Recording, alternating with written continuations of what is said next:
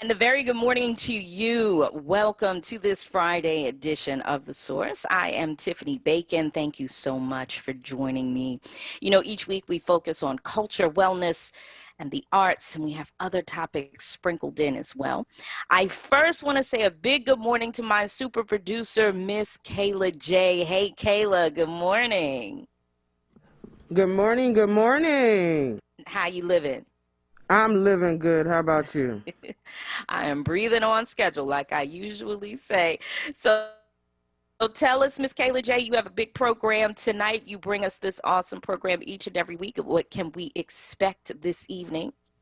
Today we just doing a retrospective of the past 3 months. It's been 3 months. So Really? Before I head into my birthday month, I want to look at who's joined me and replay some of the great conversations alongside some good music. Oh, I love it. Congratulations on your 3-month anniversary. That's awesome. Thank you. All right, Miss Kayla J., make sure you check her out tonight at midnight. Do I have the time right? I want to make sure I get the time right. Yep, midnight. Make sure you check her out at midnight. She is awesome. Much love going out to all our Facebook and YouTube viewers. Thank you so much for tuning in. Always feel free to post your comments and do a nice wave of hello. Thank you so much. And of course, to all our WURD listeners. So today on the show, lots to cover. I asked the question, are you taking good care of your eyes? Why or why not? What is needed for the best care of our eyes as we age? I'll ask those questions and a lot more when I speak with Dr. Archima Major in the 11 o'clock hour. At 12 o'clock, a jury of 6 has been deadlocked for over a week, struggling to decide what is justifiable homicide. Now, that is the plot of a powerful play called 74 Seconds to Judgment by Philly native Cash Goins. And his work is being reframed as a radio play at the Arden Theater Company, and that's coming up in March. We're going to speak with Cash and his director, Miss Amina Robinson. That will take place in the 12 o'clock hour. But first, last week, we witnessed many residents in Texas struggle without electricity, heat, clean water, all during a winter storm. Now, the power grid failed, and many people blame the state's Republican leadership for ignoring the warning signs that the storm could cause that much damage. So the question is, what about Philly? Can that happen here? Are we prepared for climate change? Can that Texas disaster happen right here? Well, here to answer some of those questions is the city's first Chief Resilience Officer, Salim Chapman. Good morning, sir. How are you? Good morning, good morning, good morning. Thank you for having me. No problem. Welcome to the program. I first have to ask you, what is a Chief Resilience Officer? What is the position? What do you do? Yeah, so at a high level, my role is really to make sure that the city is prepared to face the evolving threats that we will continue to see in the future, with climate change being foremost among those future events. And, you know, I think if we saw anything from last year in 2020 is that we're going to need to continue to prepare for things that we didn't necessarily think that we could. So some of my responsibilities include sort of working across government departments to really try to improve internal communication and really try to help resolve complexities, understanding that despite sort of how we're organized as a city government, you know, that isn't necessarily how we're best suited to confront problems. And sometimes we need to break down silos and have sort of a 30,000 foot view. And that's sort of what I'm there to do.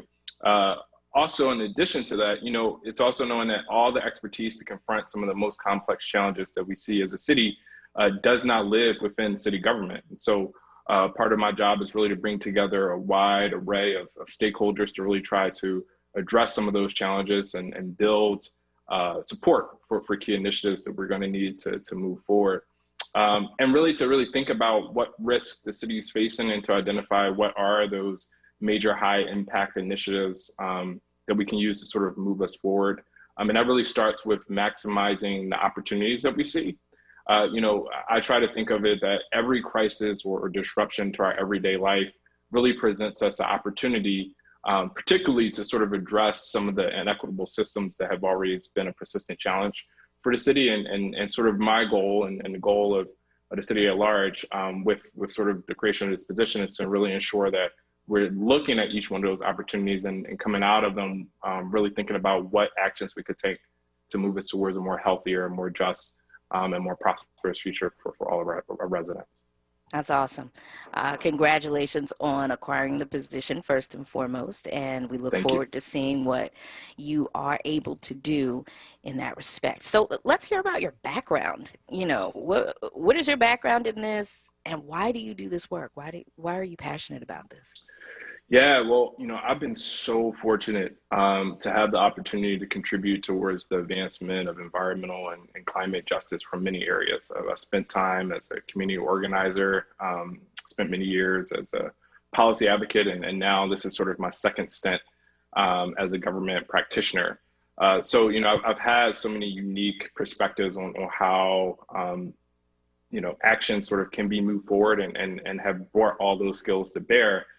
As I've really tried to advance efforts within city government. So pretty much everything I listed in terms of my responsibilities draws off of those skills, right? So the idea of bringing together wide range of stakeholders, it goes back to my community organizing days and thinking about sort of what initiatives we can sort of move forward and building a coalition to do that. That's sort of the policy advocates thinking and then really thinking about sort of how government can be a force for change. And that's sort of where my experience as a government practitioner comes to bear. And really my interest in all this work goes back to sort of my childhood growing up in West Philadelphia. I think typically as I was growing up, I didn't have sort of the language to articulate what I was experiencing. I didn't have the terms environmental justice, but what I did know during that time was that, my neighborhood didn't look the same as other neighborhoods in the city.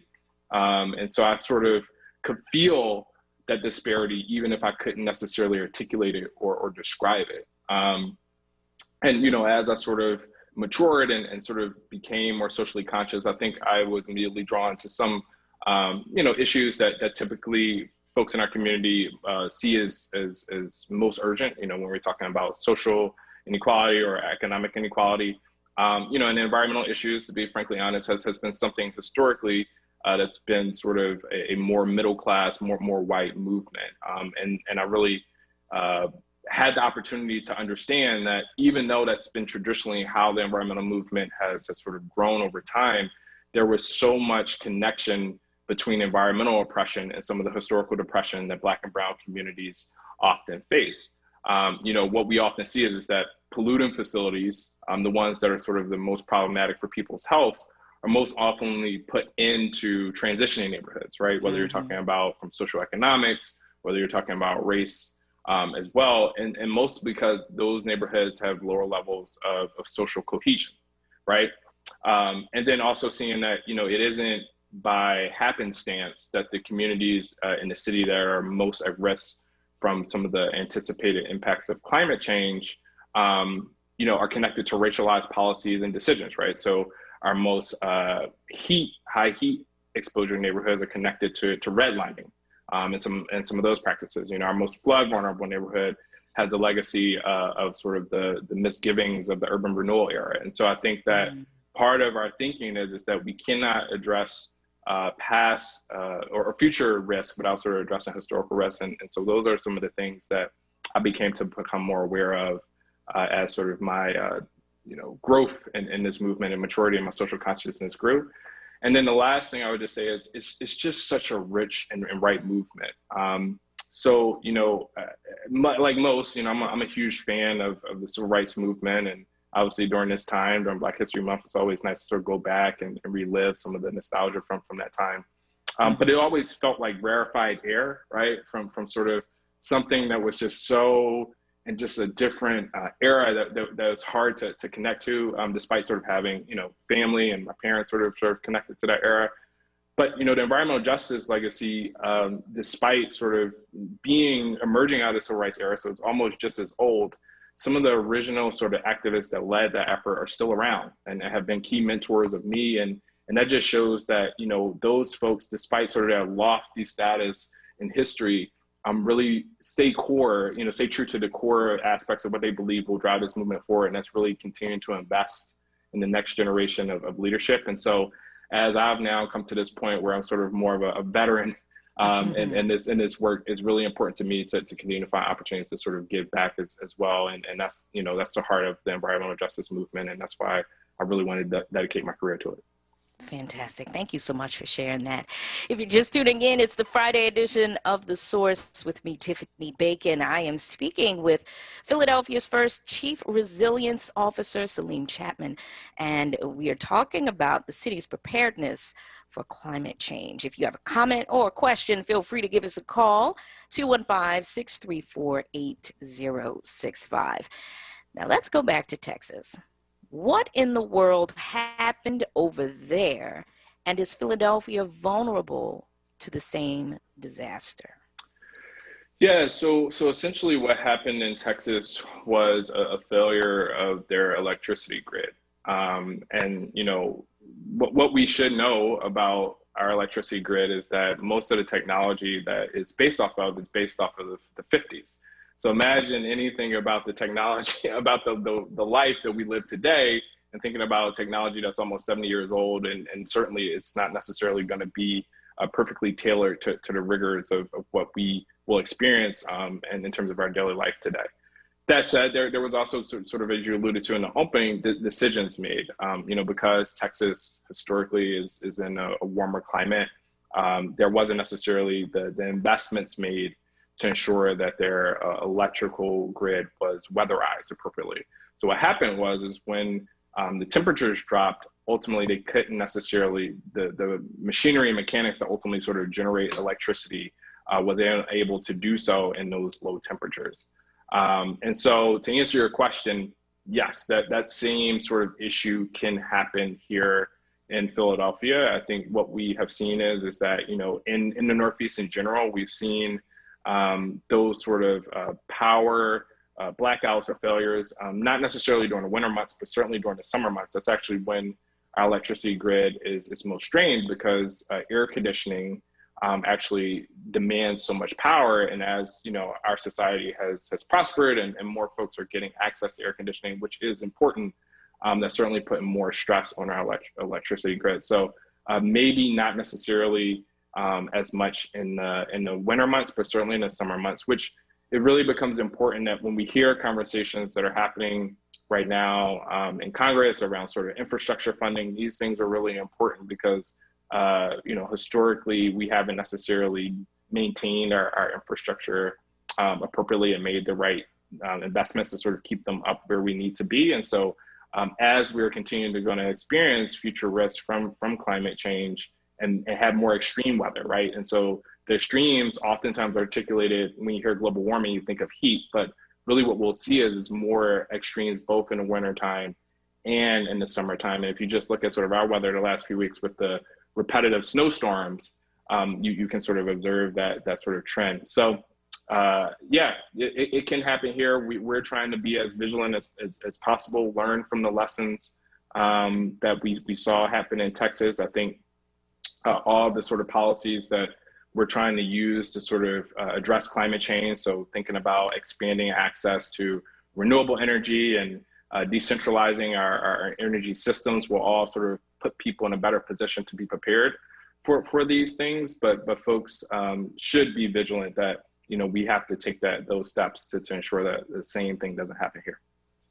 All right, fantastic.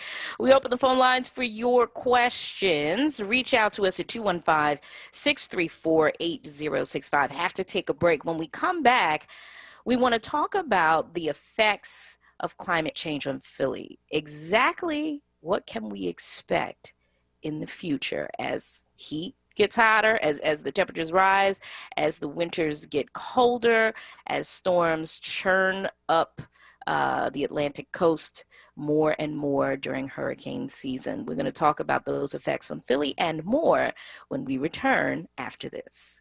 Buying something from a dealer just sounds a bit, well, put it like this. My cousin Ray Ray got arrested for buying something from a dealer. So why would you want to buy your car from a dealer? Hi, everybody. This is Nick inviting you to buy your next car from Jerry over at Cardex. See, they're not dealers. They're like a car concierge service. They design a car around you. Almost any make. If it's not on the lot, they'll go out and get it for you. So use my car concierge, where I've already bought 4 cars. Cardex at 116 East Glenside Avenue in Glenside, Pennsylvania. Check them out online at cardexinc.com. Or call Cardex at 215-886-3230. I would like to play a little tune I just composed not so long ago. Hey family, do you like hearing the best jazz selections aired by 3 of the best jazz announcers in Philadelphia? Well, tune in to 96.1 FM, 96.1 FM, and 900 AM, WURD Radio, independent black media, for Freedom Sounds of Jazz. Freedom Sounds of Jazz. Hear Freedom Sounds of Jazz 10 p.m. Fridays with your hosts in rotation, Aquila, Jonathan Bay, and David Fritz. That's 10 p.m. Friday nights on WURD 96.1 FM and 900 AM, independent black media. Tune in this Saturday at 3 p.m. for the Friends of Farrakhan show, understanding the ultimate truth of the knowledge of self and the knowledge of God. You're listening to The Source on WURD Radio, 96.1 FM and 900 AM WURD.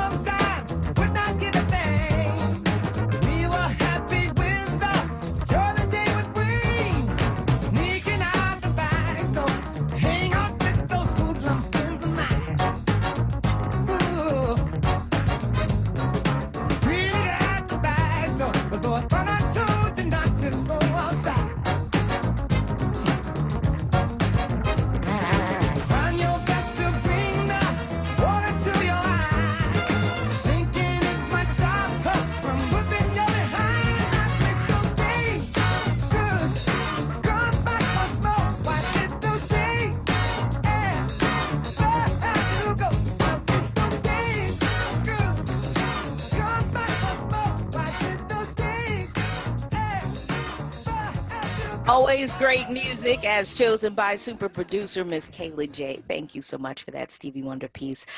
Welcome back to this Friday edition of The Source. I'm Tiffany Bacon. Thank you for joining me. Speaking of music in between segments, Miss Kayla J., we had a question on Facebook briefly. They who was it? I can't see the person's name, but someone loved the song that was played during the intro. Who was the artist? And what was that was Limbo by Lawrence. So Lawrence, Lawrence, and the song was called Limbo. All right. Thank you so much. I hope you heard that, and I hope you wrote that down so you can look for that track yourself.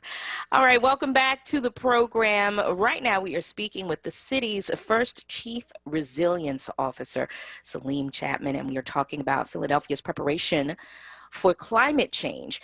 So, Salim, how will climate change affect Philadelphia's future? What is it that we can look forward to if we don't make some changes? I'll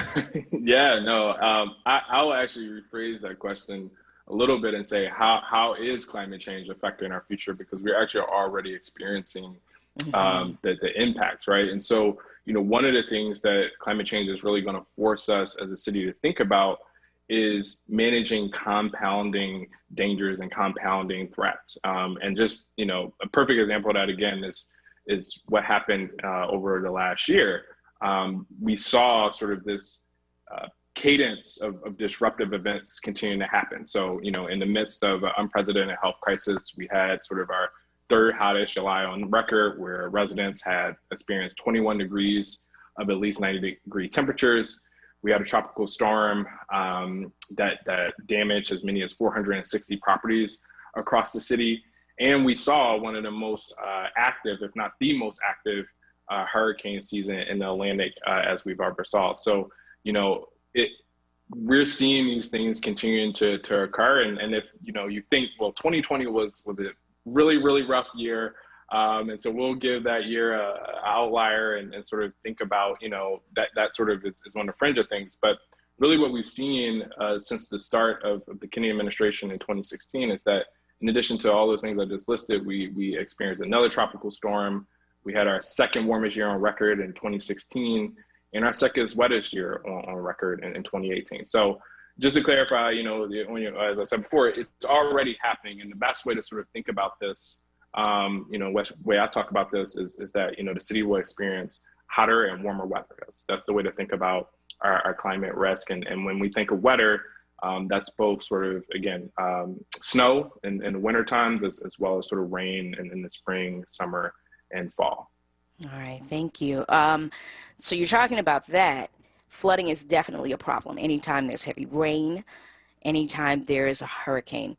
Now, in November 2019, Philadelphia Magazine published an article, What Can a City Do About Climate Change? And in the article, they mentioned that if sea levels rise just 4 feet, a majority of the Philadelphia airport will be underwater. So with those projections, what is being done to address that, address the rising sea levels, and the fact that Philadelphia is a 2-river town?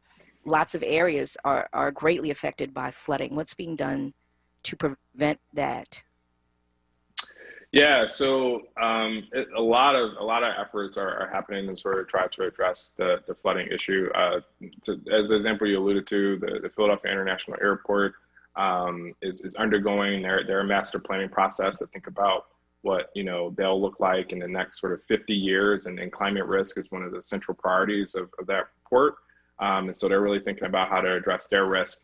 And then when you think holistically about the area, you know, the city has a couple of interdepartmental groups that are really sort of looking at this effort.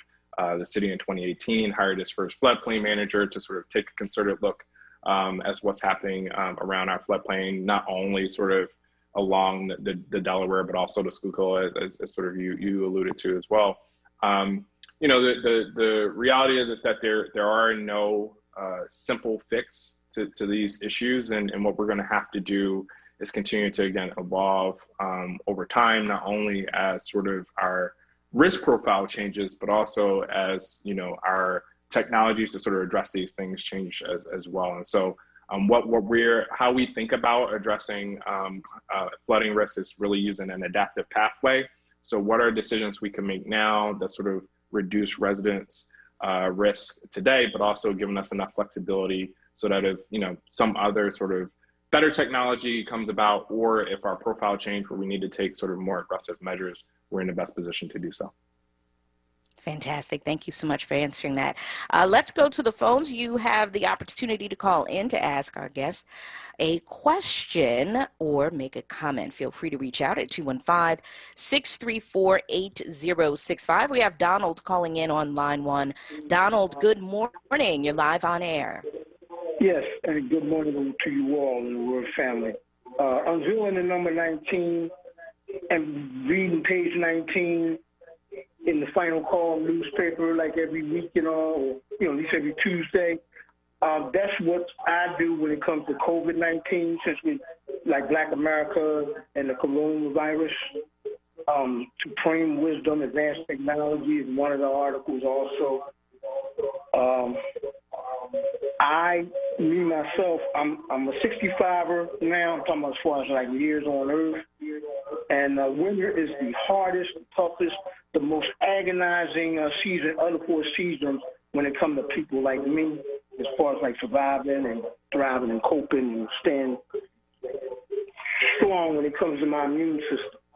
as a healthy black man that's not 100% anymore because of the surgery I've had. Me, myself, I just wanted to be a part of the conversation a little bit because I know little about what you all are talking about. But one thing I have been informed of, there's a major line up around Pennsylvania in the earth that on a Richter scale is talking about an earthquake that could come and take place at any moment, especially now in the 21st century. That's what I wanted to put out there. Okay, yeah, I'm glad you first, thank you for calling in, and I'm glad you mentioned that because that's something I want us to discuss while we have Brother Salim on the phone, or rather on the call with us today, to talk about earthquakes. When we talk about being prepared for things that we're not used to happening, Philadelphia, we're not used to tornadoes. And we're not used to earthquakes.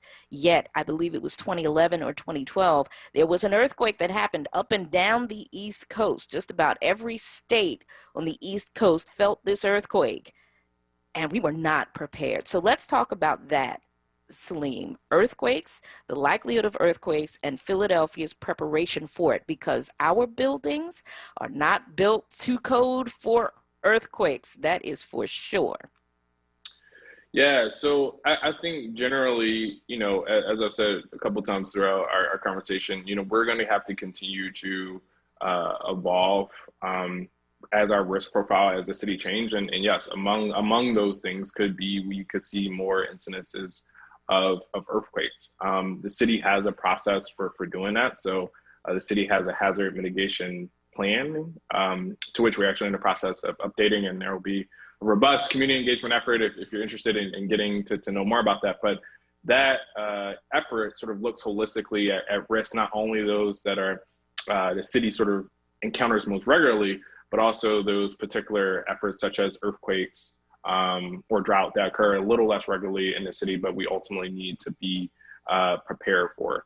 But to answer your question, yeah, I mean, I'm sure there's vulnerabilities in the system because, as the Texas issue showed that, historically we've been, when things are designed or when issues are confronted, how they are done is sort of been looking at historical occurrences and then making decisions accordingly. And I think sort of one of the things that's changing as a field, as sort of we're thinking about resilience and thinking about addressing sort of future impacts, is really to have future looking as well, and to really think about what that risk profile could be in the future. So I don't, so to answer your question succinctly, yeah, I'm certainly there are probably things that we probably could take a more concerted look at, but do know that the city sort of takes a holistic view at risk, even if they're ones that don't necessarily happen rather regularly.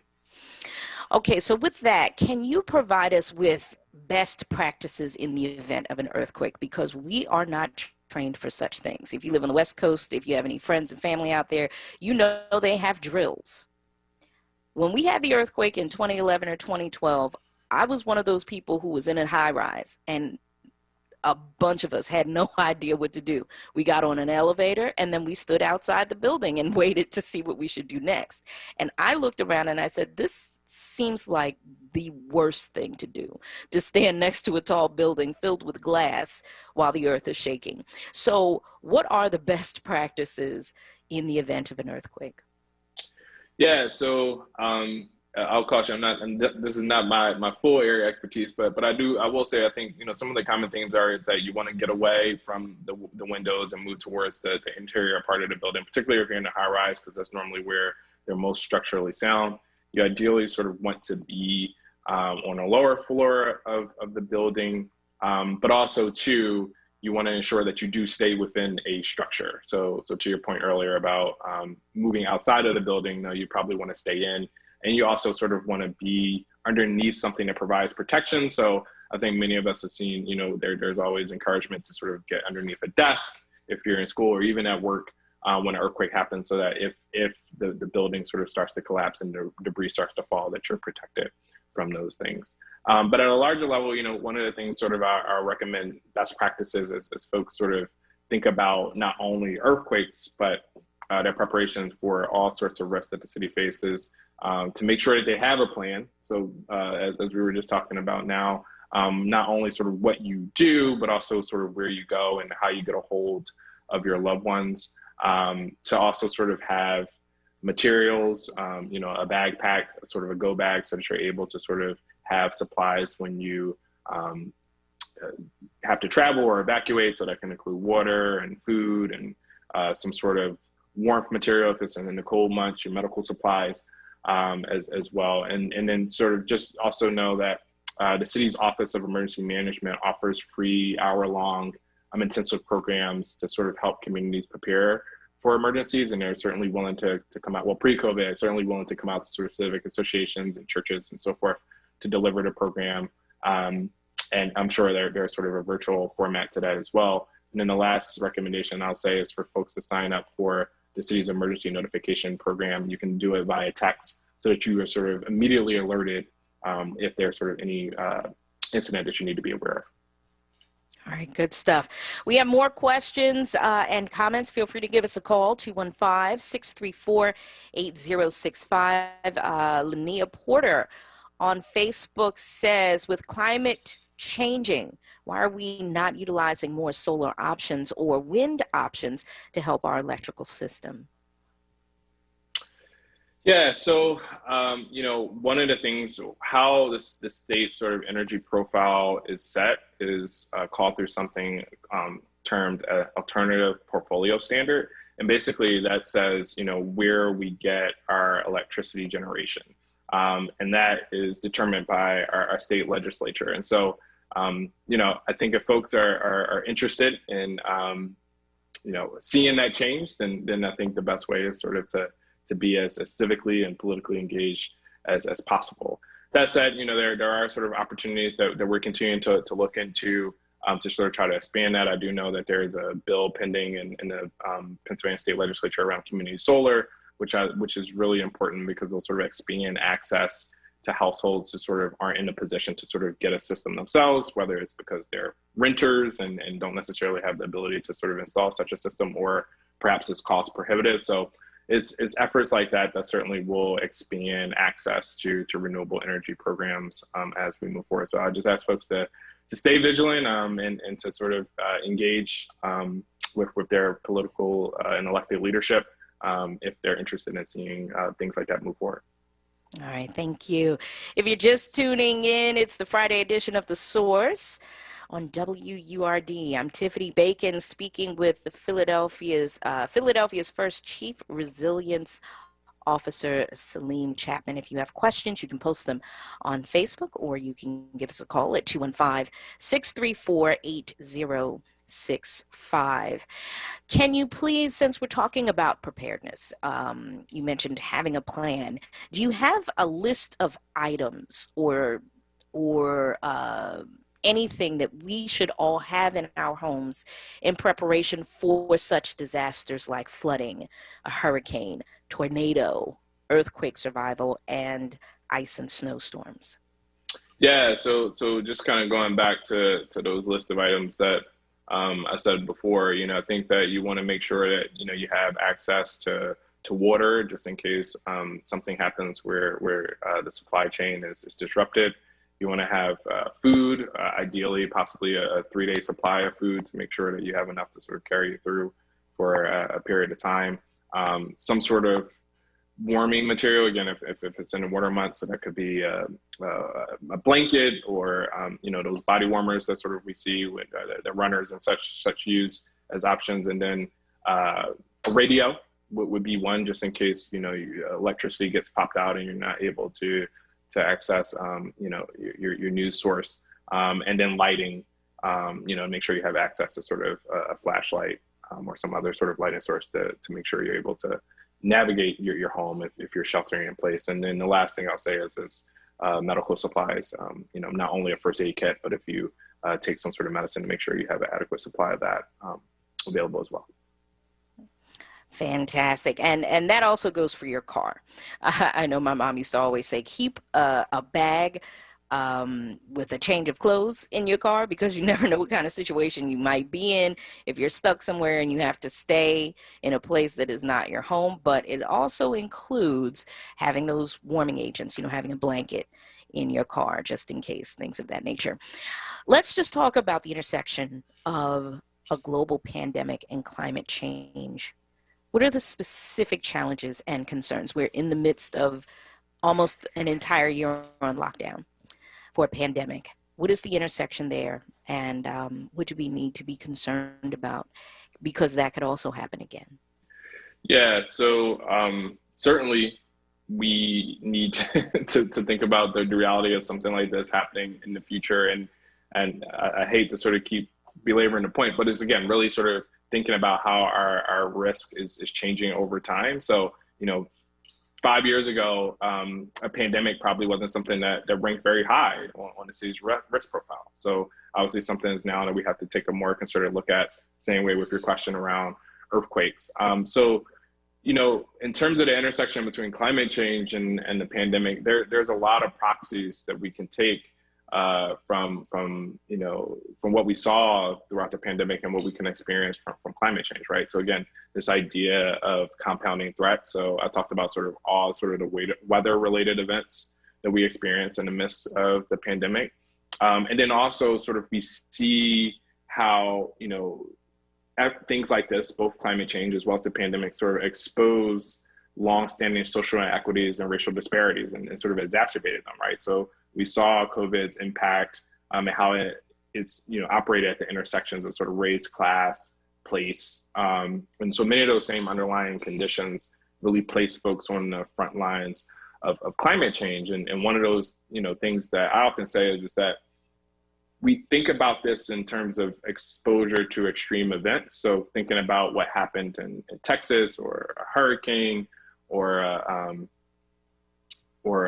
flood event, but really what is going to be sort of most disruptive for many is really our change to our daily way of life. So one of the things about the pandemic is it's really changed how we operate as a society. Non-COVID times, perhaps you and I will be in the studio having this conversation rather than over the internet. And so, one of the things that we're really looking at specifically is like, how does it change jobs that people are able to have, right? So as our city warms and we're experiencing more extreme temperatures, that's always going to change the opportunities that are available to folks who sort of work in the outdoor workforce. We're going to see sort of folks sort of with pre-existing health conditions, those being exacerbated by extreme heat. We're going to see housing issues, if sort of we have, lenders that are no longer willing to sort of cover properties in areas that have significant risk, or folks aren't able to get the insurance that they have.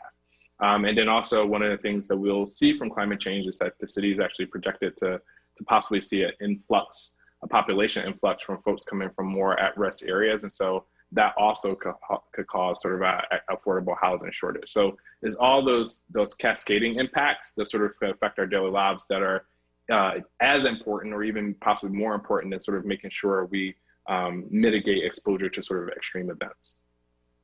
All right, thank you. Listen, I have to take a break. When we come back, I see that Will is on the line and he has a comment or a question. We're going to hear from Will, and we will continue our conversation with Salim Chapman after this. Hi, it's me, Gia Peppers. Tune in to More Than That with me live this weekend, or catch the show wherever you listen to podcasts. This week, I'm talking to Pinky Cole, owner and operator of Slutty Vegan, and Chef Akiz, celebrity chef and natural foods activist. More Than That is brought to you by Kroger. Visit Kroger.com/ZHZW for more on their commitment to creating communities free of hunger and waste. Kroger, fresh for everyone. We're giving people an opportunity to have the access to the food resources and really put ourselves in position to be able to give them those resources. We're eating more chemicals than we are eating food. And that is something that I believe we're only going to truly get over once we work together to really start controlling our own agricultural systems. More people are now getting serious about changing their lifestyle. Pinky Cole telling you, listen, wanting to live better is the new sexy. Recovery starts with a call. Pennsylvania's Substance Use Disorder Hotline is staffed by real people who are trained to help. They're here 24 hours a day, 7 days a week. They'll get you or your loved one into treatment regardless of your access to insurance. If you or someone you know is suffering from addiction, call 1-800-662-HELP. Recovery starts with a call. Paid for with Pennsylvania taxpayer dollars. Okay, Her's new fire potato chips and cheese curls, they are spicy. Whew, they're hottest snacks yet. Hold on. Whew. But you know, it's not just heat. There's some nice sweet and savory stuff going on too. Ooh, there's that heat again. It burns, but it burns so tasty. Ooh, that's hot. Find Her's Fire Snacks at your store today. Whew. Taste the flavor, feel the heat, break out the Her's. Did you hear the word around the community? HPP and HPF's very own Stacey Scott will be reporting live from WURD, 96.1 FM and 900 AM each and every fourth Sunday of the month from 5 p.m. until 6 p.m. Be sure to spread the word and tune in. Want to call in and be a part of the community party? Email Stacey Scott at scott@hpplans.com. Again, that is scott@hpplans.com. You're listening to The Source on WURD Radio, 96.1 FM and 900 AM WURD.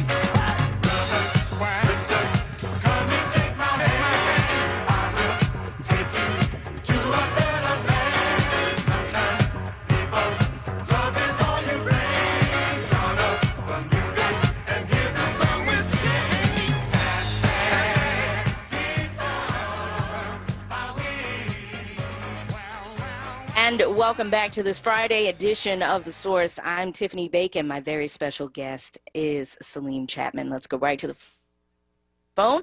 Will is calling in on line one, and he's been waiting patiently for some time. Will, good morning. You're live on air. Well, good morning, Miss Tiffany Bacon, and Yes. Good morning to your guests. It was reported that the Texas system is supposedly independent.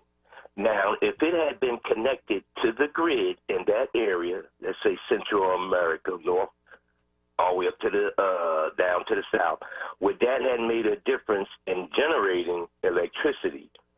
And my next question is, had that system been upgraded, and how much since it's been there? With all the oil wealth for decades that they have down there, the Koch brothers, and on and on and on. And are these systems obsolete nationally? President Obama signed on to at least 24 nuclear plants being built. Apparently, you need the energy.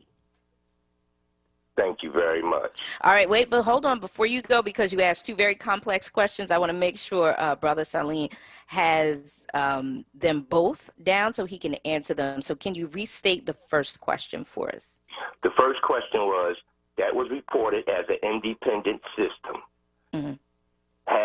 If it was connected to the grids that's in the central part of the country, as Canada is connected over here on the northeast, on the east side of this country, would that have made a difference in generating the energy that was needed? Okay. So Salim, we want to take a stab at that.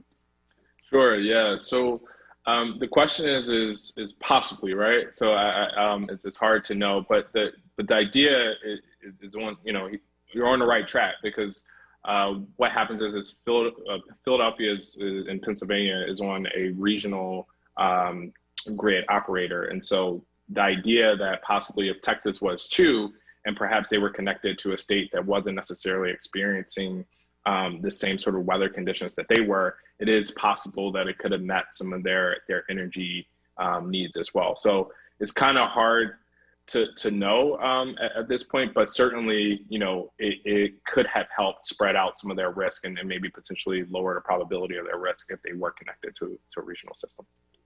Okay, Will, and can you restate the, I'm sorry, you were about to, go ahead.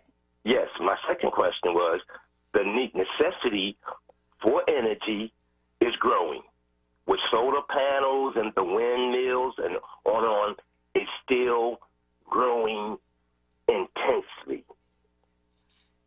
President Obama, it was reported that he signed on to at least 24 nuclear plants being built.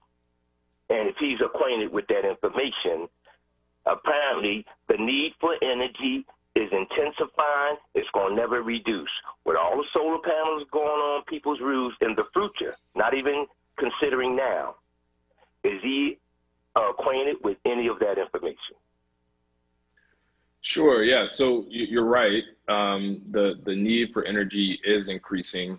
But at the same time, there are, a couple of different ways to tackle it, right? So yes, there's going to be the need for increased generation. So both in the context of renewable energy sources, as well as sort of as we transition away from some of our more climate causing fossil fuel sources as well, but also too is efficiency, right? So it's making sure that the energy we have, we're using it, we're getting the most out of it. So whether that's sort of taking measures on a household level to make sure that you have your windows sealed up and everything and all the cracks sealed up during the winter months to make sure that heat is staying in, or you're keeping the windows closed in the summer months to make sure the air conditioning stay in. That all has an impact, the technology that we're using. So the air conditioning systems that we're using and refrigeration systems that we're using are all becoming more efficient. So these are some of the reasons why you see programs out there. PICO has a really good one. They incentivize folks sort of upgrading their appliances, whether it's sort of air conditioner or refrigerators, because of that fact that, if folks have access to more energy efficient technology, if their home's more energy efficient, that certainly allows us to stretch some of the energy sources that we have currently. All right, Will, thank you so much for your questions and for tuning in this morning. We have a question from Forrest on our Facebook page. Forrest says, we need sincere and honest discussion about the limitation of the incessant growth and explosion of gentrification, which includes unlimited building in floodplains and maximal environmental damage. Stop developers and politicians seeking campaign contributions from pulling profit over safety of the people before it's too late. What are your thoughts about that? Yeah, so I think Forrest is absolutely correct. We're going to need to take an intensive look at what's happening and the development that's happening in our floodplain, which was part of the reason, again, why the city sort of hired its first floodplain manager in 2018, so that we had sort of expertise to do that. I will also say, the city's looking at programs that are ensuring that sort of we're taking concerted measures to reduce sort of our risk in a floodplain, whether it's looking at a community readiness system program that's operated by FEMA as being an option of that, which sort of gives us the opportunity to take actions, mitigation strategies, and ultimately get more affordable flood insurance for our residents as being part of it. So I think Forrest is absolutely correct. We're going to need to sort of continue to sort of look at that. That's obviously one of our one of the many risks that we face, and certainly we'll take the necessary steps to ensure that what happens is happening responsibly, and we're doing everything we can to ensure that the city's as resilient to flooding as well as other events as well. Fantastic, Forrest. Thank you so much for that. All right, before we let you go, Salim, please tell us about the Justice Commission and who can join. Yeah, the Environmental Justice Commission is really, really, really exciting opportunity, not only for the city to be able to sort of capitalize off of the wisdom of folks who sort of have experience with environmental injustice. So, perhaps sort of you live in a community that's exposed to flooding or high heat, or you're really concerned about sort of energy issues and you've had trouble affording energy in the past. So really that body is really for the general public, for residents to really have an opportunity to sort of inform decisions and programs that the city is doing, and making sure that we are all contributing to environmental justice, because cannot be done with one position or one agency or even one sector as government. Is going to be a collective effort, and that's sort of the vision behind the Environmental Justice Commission. So if folks are interested in that, I encourage them to sort of go to the website of the Office of Sustainability, which is phil.gov/green, and you can find out more information about the Environmental Justice Commission, as well as sign up to receive more information when the recruitment process for it starts. Fantastic. Thank you so much for all of this information. It was wonderful, wonderful to speak with you. Thank you for what you're doing. I wish you all the best in your new position. And are there any final thoughts, anything you need for our viewers and our listeners to know before you go? Yeah, no, and I'll just sort of reiterate my last point, is that this is a collective effort. As I said in my opening remarks about my responsibilities, I'm a facilitator. And so I'm going to need everybody's wisdom to sort of move us forward, and we're only going to get there if we're all in it together. So folks, keep a lookout, and they'll be hearing more from me for sure. Fantastic. Thank you so very much, Salim Chapman. Thank you for joining me. Hey, don't touch that dial. When we come back, we're going to shift gears and talk about your eye care. Are you taking care of your eyes? When was the last time you went to an eye doctor? Are you aware of the risks of not taking care of your eyes? Well, we're going to talk about that and a lot more when we speak with Dr. Archman Major when we return after this. WURD Radio celebrates Black History Month with Black Artist Story 365. Brought to you by AARP, Thomas Jefferson, and New Voices for Reproductive Justice. Welcome to Black Artist Story 365. My name is Envy McKee. Get into this episode where we explore the art and artistry of Trinidadian American, Tony Award-winning actor, voice actor, singer, dancer, composer, choreographer, costume designer, visual artist, and director, Jeffrey Holder. Part 1. King star Uncle Jeffrey was an August Leo, born Jeffrey Lamont Holder of Port of Spain, Trinidad and Tobago, the youngest of 5 children of Louise de France and Arthur Holder, who had immigrated from Barbados. Bosco Holder taught Jeffrey painting and dancing and recruited him to join a small folkloric dance troupe he had formed, the Holder Dancing Company. Bosco was 16, listen, and Jeffrey was 7. Okay? When Bosco left for London, Jeffrey was left in charge of the dance company as its director and lead performer. Soon after arriving in Brooklyn, he joined the Catherine Dunham's dance school, where he taught folkloric forms for 2 years. From 1955 to 1956, he performed with the Metropolitan Opera Ballet as a principal dancer. He left the ballet to make his Broadway debut in the Harold Arlen and Truman Capote musical House of Flowers. While working on House of Flowers, he met Alvin Ailey, with whom he later worked extensively, and his future wife and muse, Carmen de Lavallade. After the show closed, he starred in an all-black production of Waiting for Godot in 1957. As a choreographer, because you know he's got all them lists of things that he was masterful at, Holder created dance pieces for many companies, including Alvin Ailey, American Dance Theater, for which he provided choreography, music, and costumes for Prodigal Prince in 1967, and the Dance Theater of Harlem, for which he provided choreography, music, and costumes for Douglas in 1974. He was director, costume designer, and choreographer, as we mentioned, in The Wiz in 1974. And in 1978, he directed and choreographed the Broadway musical Timbuktu. So that's it for this episode of Black Artist Story 365. My name is Envy McKee. To hear more, tune in to The Envy McKee Show, Friday nights, 7 to 10 p.m., right here on WURD. Black Artist Story 365 was brought to you by AARP Pennsylvania, Thomas Jefferson, and New Voices for Reproductive Justice.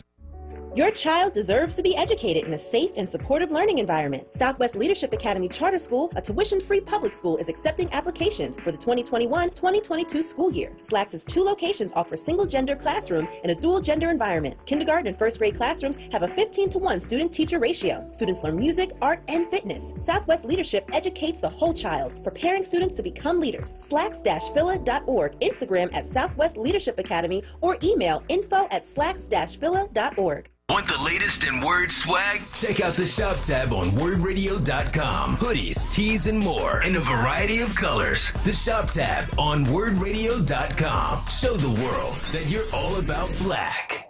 Talk Media.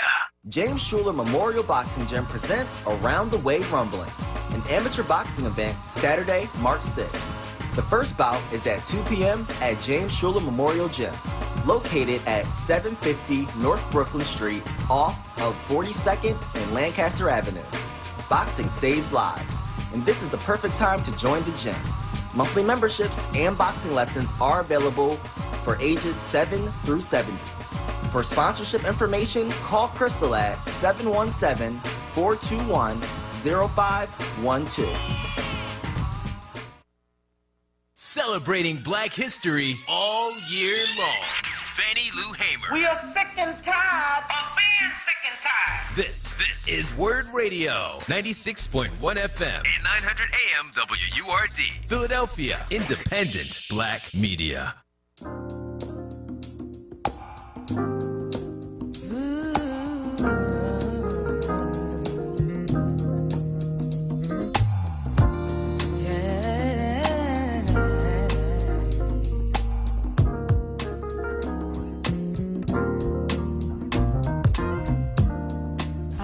In the mirror, what do I see?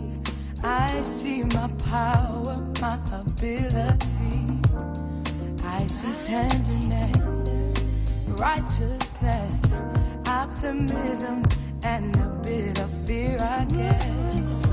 But no matter what I see, my eyes can't tell me what I already know. I'm best, that's what I am, and I don't need nobody to tell me so, 'cause I am a girl, I am a woman, I am connected to earth and sky. I know the secrets they only dream of. I love myself and I'm gonna tell you why. I am a girl, I am a woman, I am connected to earth and sky. I know the secret they only dream of. Girl, you are what you are, so am I. Oh, yeah, yeah, yeah. Oh, oh, oh. Every day I walk the streets, the world in me, it's the perfect company. I watch and I learn as the people pass me by. In my heart I yearn to ask them why. Don't you see the light in your soul, the strength you have that can only grow? I know this to be so. I want only to give it back. This love in me, all I see is possibility. I am a girl, I am a woman, I am connected to earth and sky. Much love going out to Kindred the Family Soul and Jasmine Sullivan. Wonderful piece. Thank you, Miss Kayla J, for choosing that for us today. Welcome back to the Friday edition of The Source. I'm Tiffany Bacon. Thank you so much for joining me. Hello again to our Facebook and YouTube live viewers, and of course, to our listeners here on WURD 96.1 FM and 900 AM. According to the National Eye Institute, African Americans are at higher risk for some eye diseases, including cataract, glaucoma, and diabetic retinopathy. Many of the diseases don't have symptoms at first and can cause vision loss or blindness if they're not treated. So African Americans have some of the highest rates of vision loss and blindness caused by eye disease, and those rates are getting higher. So joining me to discuss this and proper eye care is Dr. Archma Major. Good morning. How are you? Hi, how are you? I'm great. I'm great. Thanks for having me. No problem. Thank you so much for being here. I know we're trying to get your video up and running, but we can hear you clearly, so we'll work on that on the break. But first, welcome to the program, and I want to get a little bit of information from you about your background and what drew you to the career that you're in. Oh God. I don't even know where to start. I've always, I guess from childhood, my favorite thing to play was hospital. So I'm from a family that has, we have a lot of scientists, and we have a few medical personnel as well. And my primary caregivers, my aunts, my uncles were, one was a pediatrician, one was orthopedic surgeon. So I've always been around medicine from a young age, so to speak. With specific regard to eye care, that was something that I just stumbled upon, later in my studies. I studied chemistry as my major in college, and wanted to actually go into maybe cosmetics and research and development and that kind of thing. But it was interesting how I came across just a platform back, I think, at Temple, harassing the ladies in career services one day. And they said, I think the IT department was working on a program that would kind of mesh your interests and, different activities that you'd like to participate in with different fields. And so they were saying, yeah, they're trying to sample it out. They need people to answer the survey. So how about you go ahead and try it out? And I said, okay. But they were asking random questions like, do you like to be on the beach, or do you they were seemingly random things. But based on how I answered those questions, I think the top 3 areas were obstetrics, ophthalmology, and emergency medicine. So I said, oh, okay, well, let's figure out what this is all about. And so nobody I knew anything about it, so to speak. And that's one of the issues having to do with just in terms of us engaging our youth and being more proactive about STEM-related fields. I happen to have a childhood ophthalmologist and who happened to be, Guyanese. So at least he was someone who looked like me in some capacity, but he was the only one. And I didn't get to, I think even in terms of schooling, none of my professors were, Black. I'm doing my residency. I was the only Black one. So it's interesting in terms of how we kind of look back and bring people along with us, so to speak. But I went and I, just based on those 3 fields, I said, well, why not explore it? I didn't have any other alternatives. I didn't really have a background outside of what I knew growing up from orthopedics or pediatrics with my family and hanging around the hospital, as a candy striper and that kind of thing. So I went ahead and, took some time, did a rotation at Temple University Hospital in obstetrics and gynecology. Couldn't stand the gynecology part. So it took me all of 4 to 6 hours and tears on my knees, begging the attending, please find somewhere else to send me. So, but I did that, right? Because I always had the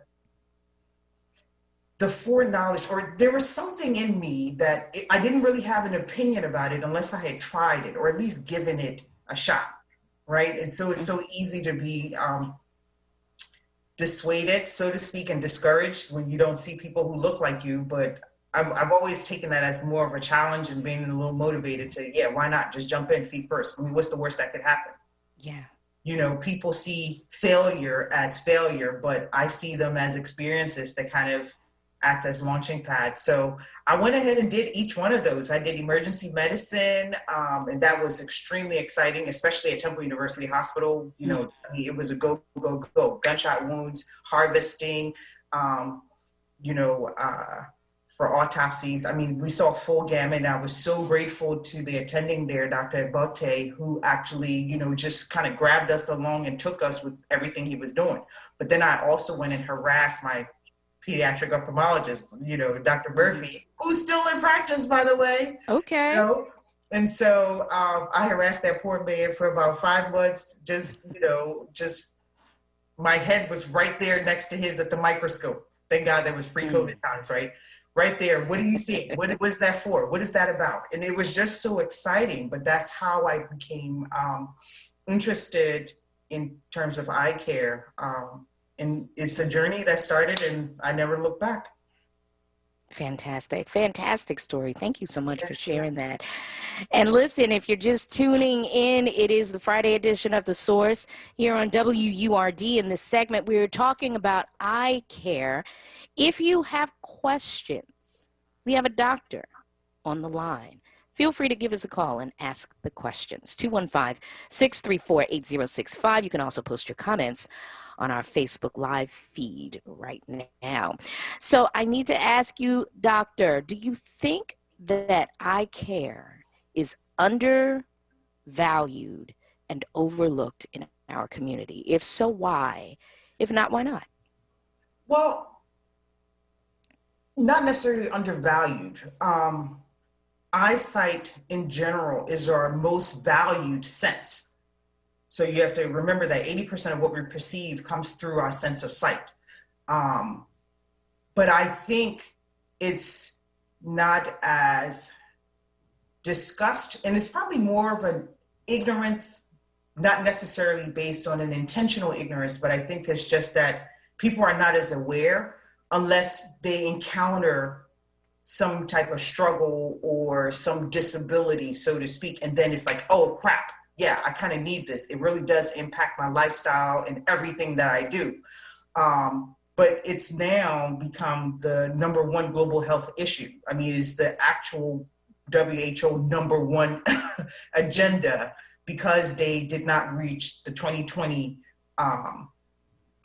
tenets that were intended by Vision 2020 planning. And so across the globe, eye care is the #1 global health issue right now.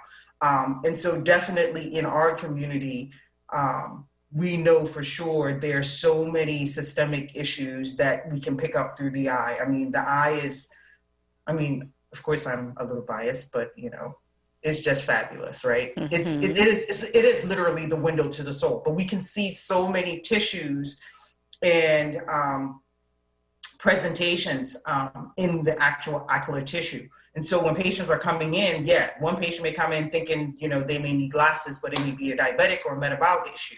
They may come in having a headache, and it may be from MS. So conditions like that, where we most often diagnose it through the eye, and then we send them for neuroimaging to confirm the diagnosis. I've explained before cases where I had a patient who came in, thought she had glaucoma, and it turned out she had a little tumor on her brain. And just asking her questions based on how her visual field presented, I started asking her about her breast. And she's looking at me like, I came here for my eyes. Why are you asking me about my breast? But based on how the field presented, over 80% of your brain is influenced and affected by your eye. And so it's one of the easiest way when we're doing visual field testing to assess brain function and to see if there's any blockage or delay in transmission to and from the brain. And once we detect where that area of delay is, we can actually know exactly what part of the brain to image when we send for imaging studies, be it MRI, CAT scans, or what have you. And so I think it's undervalued, but not intentionally. I think it's just because people don't know what they don't know. And I think, one thing that I try to do is encourage practitioners, internists. I mean, we're kind of the gatekeeper, so to speak, to make sure we're educating and informing people. Because a lot of times when I see patients, they may not know they have hypertension. They may not know because they feel fine. Medicine right now is pretty much symptom driven. And so, unfortunately, you know, in the internists, in their defense, they're limited in terms of the timing that they have with each patient to truly educate and inform of all of these things, unless you're diabetic or you're have lupus or some issues where you're taking a medication that may have negative consequence on the eye. So let's say someone who's had breast cancer or maybe taking tamoxifen, that may have toxic consequences. You have lupus, you're on hydroxychloroquine or Plaquenil. Those can have negative consequences and permanent damage on the eye. So under those circumstances, then their doctors are telling them, make sure you get your eyes checked, even though they're not telling them actually why, but at least they're saying that much. And then when they come to us, because we're end organ, we can see the arteries and veins. The eyes are the only part of the body where you can see the arteries and veins in their natural state outside of surgery. And so then I'm checking for kidney function, I'm checking liver issues, I'm checking for cholesterol, you know, cardiovascular issues, and then we inform accordingly. And most of the time, patients are in tears, they're so shocked, but it's also helping internists as well, because especially when we're talking about cardiovascular disease or heart disease and predispositions, I can show them what the artery looks like. So their doctor can say your cholesterol is elevated and you need to take care of it. They may or may not believe that because it's an abstract phenomenon. But I'm showing them an image of it. No, this is what it's supposed to look like. This is what yours look like. And you need to get it cleaned up, because otherwise death is on the other side of this. It becomes much more realistic and tangible. And we see a lot of patients follow through with the prescription plans and nutritional plans as a consequence of that. Oh, you just laid a whole lot on our foreheads right now, Dr. Archibald Major. I definitely, my eyebrows raised for a few of the things that you mentioned. We want to plug away at questions just to clarify some things, but I want to open the floor for the viewers and the listeners to ask their questions. Reach out to us at 215-634-8065. You can also post your comments on Facebook. I see we have one comment on Facebook, but I'm going to go to the phone first. We have Donnie, who is calling in on line 1. Donnie, good morning. You're live on air. It's not 12 noon yet. No. And I have baby cataracts. I had my first right eye laser treatment in 2019, the summertime, at the Philadelphia Veterans Hospital. They did say that I had baby cataracts. And here it is. I'm looking at this here brand new bottle of Christopher's Original Formula Herbal Eye Formula, all right? And I'm washing the eyes. I've been doing that. And already I still have, like, I should say, for an old person, good eyesight, because I was taught eye exercises, like, way back in, like, 1968 on television, you know, before going to school and all of that, did Jack LaLanne and, you know, exercise with Gloria and all that. And still gotta take care of our eyes. And also a nutraceutical for the eyes. Now we even have more advanced nutraceuticals, vitamins, and minerals that you can take in a pill form, tablet form, and a powder form to not just drops in your eyes, but washing the eyes. And can we go into that for everybody? Because it was really strange to hold my eyes and my eyes closed shut, and I had to endure the irritation, because cayenne pepper is a part of this tear eye solution. And but yet my eyesight is important to me, and I'm sure everybody else it's important to them. And so is your question more along the lines of cataracts, and how do you manage that overall? Because you mentioned a few things. When we talk about cataracts overall, it's a process that actually starts at birth. You have a layering effect to the lens in your eye. And if you want to think of it as every year you're born, you're essentially growing another layer to the lens in your eye, so to speak. That's one way. So over time, depending on how long you've been alive, it starts to look like an onion of sorts. But what affects the clarity is nutritional issues, environmental issues, biological issues. So the quickest way to get a cataract is trauma. So if you're punched in the eye, that's it. The lens can cloud up very quickly and you won't be able to see through that, right? It's just a density in terms of the actual lens composition overall, but you have a full spectrum in terms of what cataracts actually mean. It's like having one gray hair versus a full head of hair. And so wherever you are along that spectrum, we want to make sure you're, practicing sound health practices. Make sure you're eating, nutrient-rich foods, because that's actually the best when we talk about taking care of the eye overall, be it the lens in the eye for cataracts or even the retina, the nerve tissue that you see with.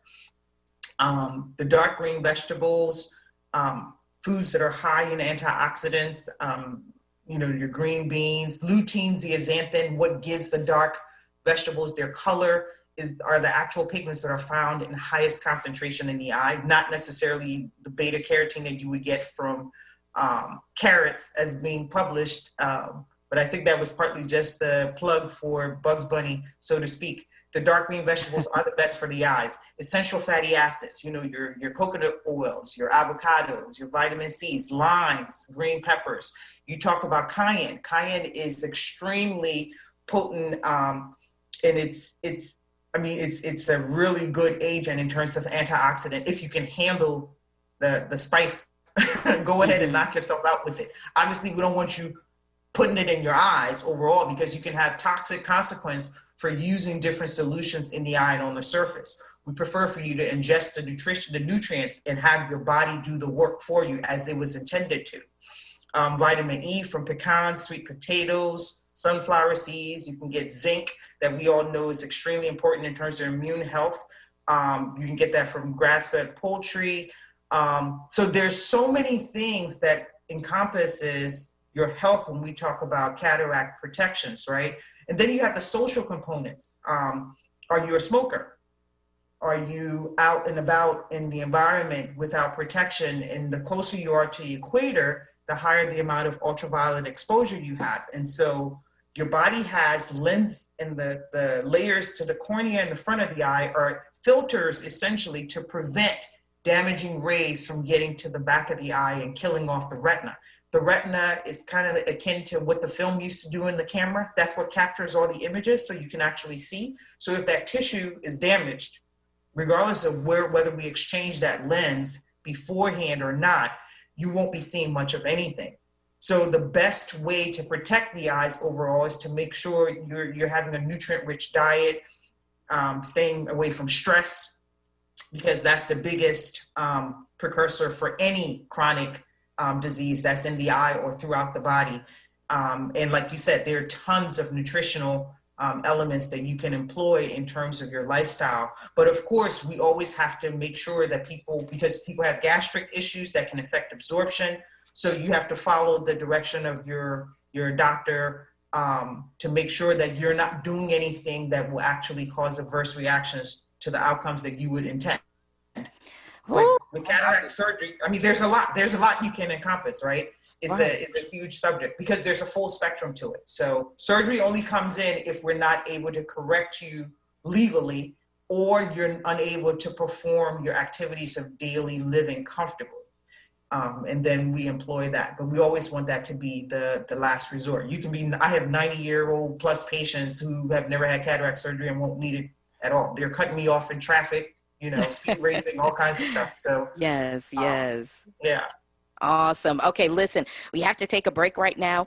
When we come back, we have 2 questions that were posed by our viewers on our Facebook Live feed. We can also take your calls.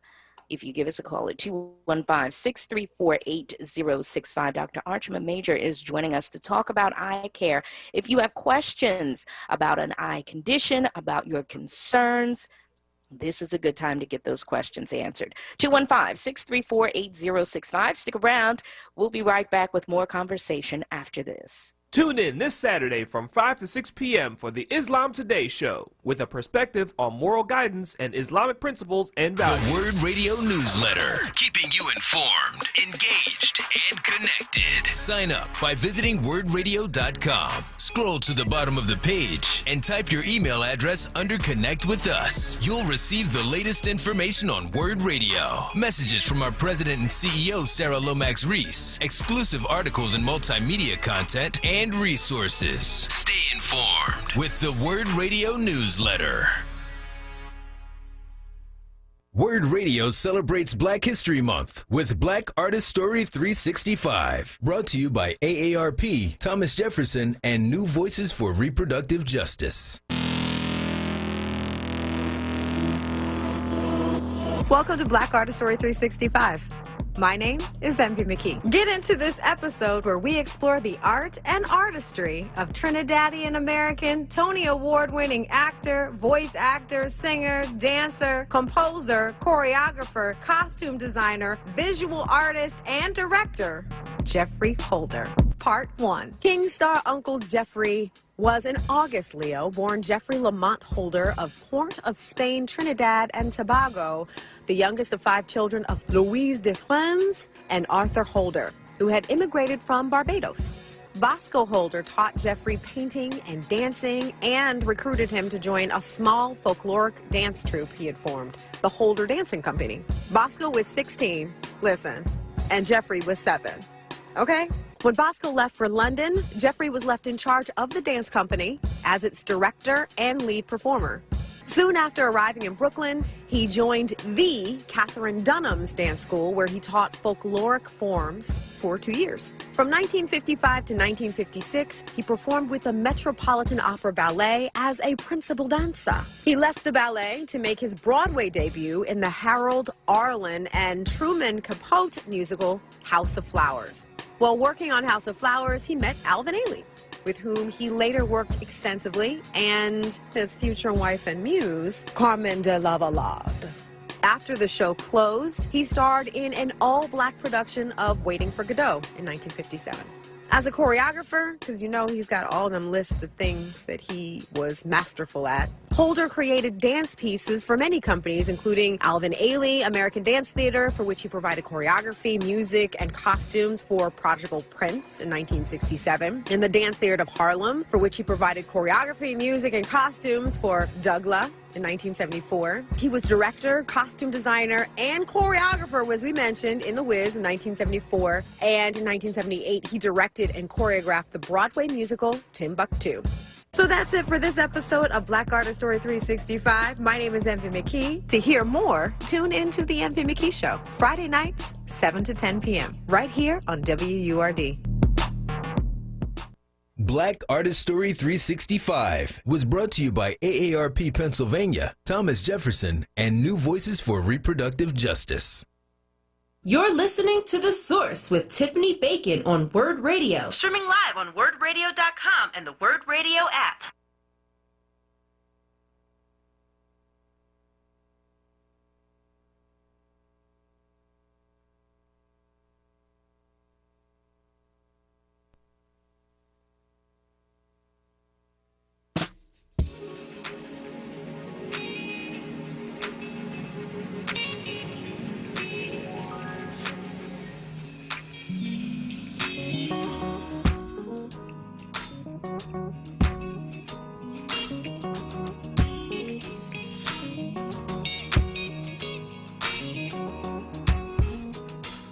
Wake up, everybody, no more sleeping in bed. No more backward thinking, time for thinking ahead. The world has changed so very much from what it used to be. There is so much hatred, war and poverty. Oh yeah, yeah. Wake up all the teachers, time to teach a new way. And welcome back to this Friday edition of The Source. I'm Tiffany Bacon. Thank you so much for joining me. My very special guest is Dr. Archima Major, and we are talking about eye care. If you have a question about the health of your eyes, anything that you have experienced that you would like a doctor's advice on, this would be a great time to call. 215-634-8065. Arjima, we have a couple of questions here on Facebook. I will start with Deborah. She says, my daughter's left eye is turning out, and she never had that as a child. She's 34 now, and she went to the eye doctor and was told everything looks good, but didn't say why her eye is turning outward. What is going on there for Deborah's daughter? Well, there can be lots of things. With regard to, they would have to evaluate her, right? Because it can be a sign of fatigue, eye fatigue, depending on what it is that she's doing. That's in the least complicated means, and it can progress as far as some central nervous system issue, where it can be a brain issue, right? In terms of a nerve deficit. Some patients who have early onset of diabetes, that can be part of the presentation in some cases as well. So it's something to be taken seriously. Does she have any double vision? When it does occur, is it waxing or waning? Meaning, does it happen with certain frequency, let's say towards the end of the day? Is it at random? There are other conditions that can present, like myasthenia gravis, which is another immune type response. So there are different things that can present that way. Do not take it as just nothing, so to speak. It's unfortunate that whomever it was that evaluated her, if it was something that just started happening, they should have given probably a little more thought and planning into their treatment and process of what the likely onset of it was. But yeah, she definitely needs to get it evaluated.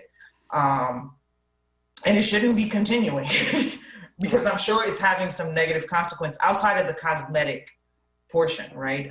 There are different components to vision. Obviously, eye teaming and muscle movement is a key component, but I'm sure at 34, outside of the cosmetic influences, especially if she's doing any digital work and things like that, it's likely impacting her that way as well. So you should definitely get it evaluated. Okay. So basically, maybe not go back to that eye doctor, maybe choose someone else.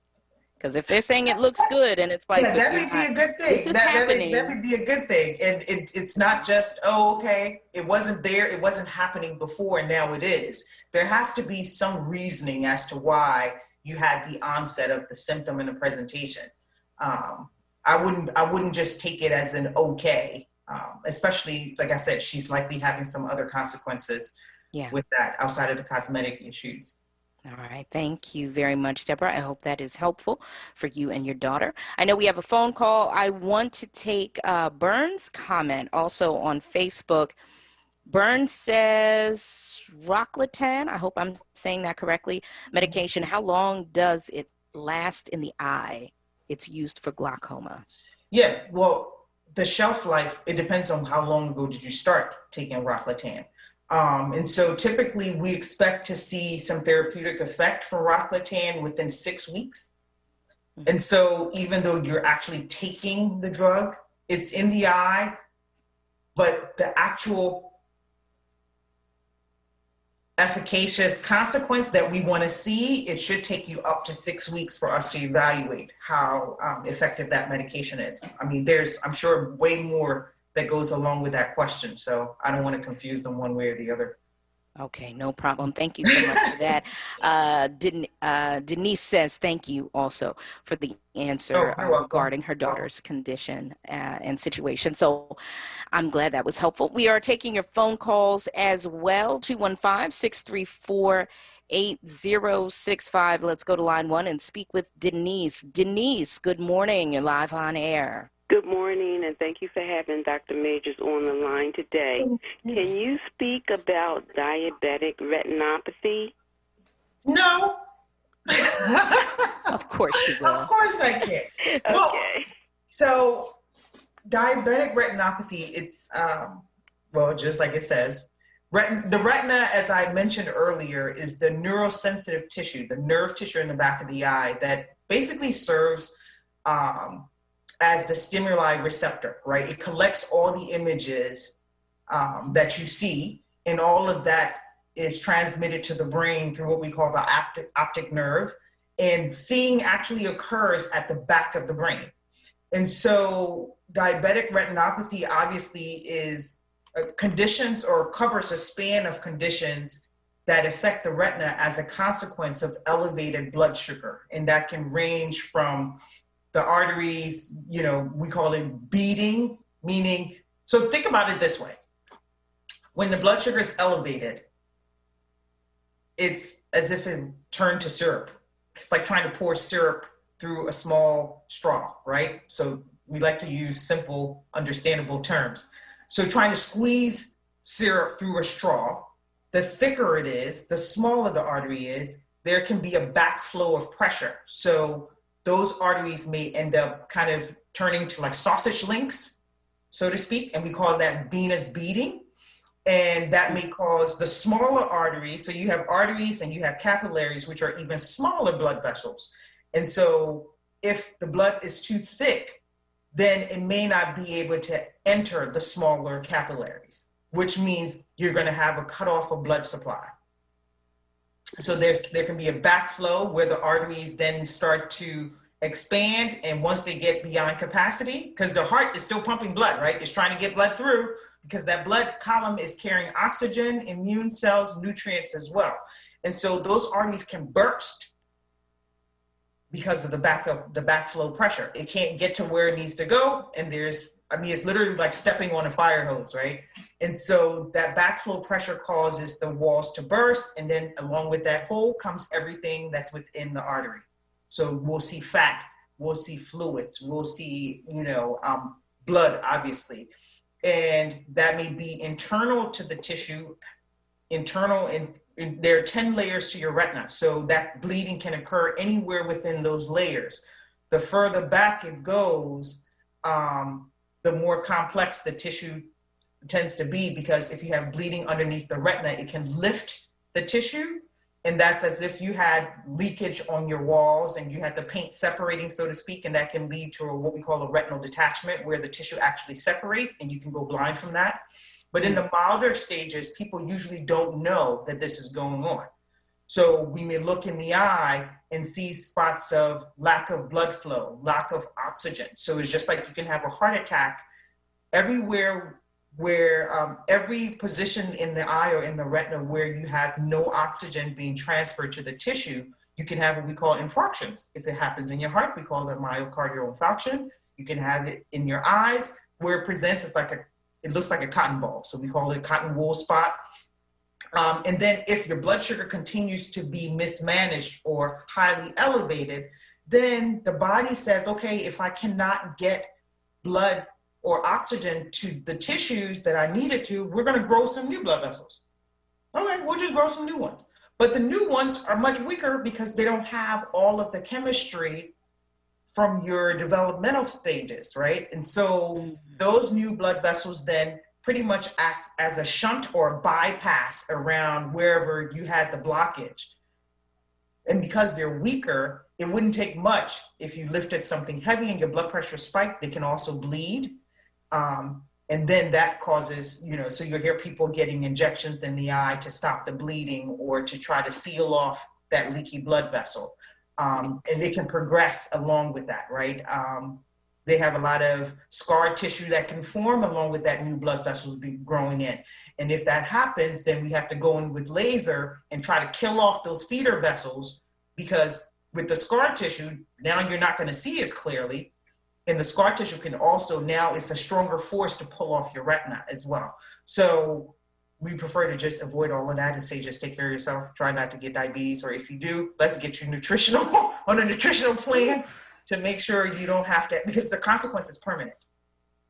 Eye tissue, brain tissue, same tissue, right? Stem cells can't regenerate because the brain is of much higher complexity, and so is the tissue in the eye. So stem cells works for lower level tissues. It doesn't work at that level. And so the goal is, since we can't replace the original parts, we take care of them. So we want to be responsible in terms of our care with regard to that. My Lord, yes. More inspiration, as you mentioned, to take care of ourselves, especially if you have diabetes. If you're not sure if you do, please get checked for it and definitely take good care. We're taking more calls. We're taking more questions on Facebook. We have a couple of requests for you to please share your information. There's some folks that are like, I would like to schedule time with this doctor. So if you could please share your information right now, and please excuse the noise in the background. There is construction happening in my building. So I'm going to mute myself while you share that information. Okay. My practice is called I Innovation. So it's I like eyeball, EYE Innovations. Our website is www.innovations.net. And you can schedule online. Our phone number is 610-446-3939 or 610-446-EYEZ. We couldn't get 3937, so we got 3939. And we're in Drexel Hill, Pennsylvania, 1204 Township Line Road. And that's pretty much, Township Line Road is the same as City Line Avenue. So just take a ride out. We're 7 minutes south of St. Joe's University. Fantastic. Thank you so much for that. We are taking your phone calls at 215-634-8065.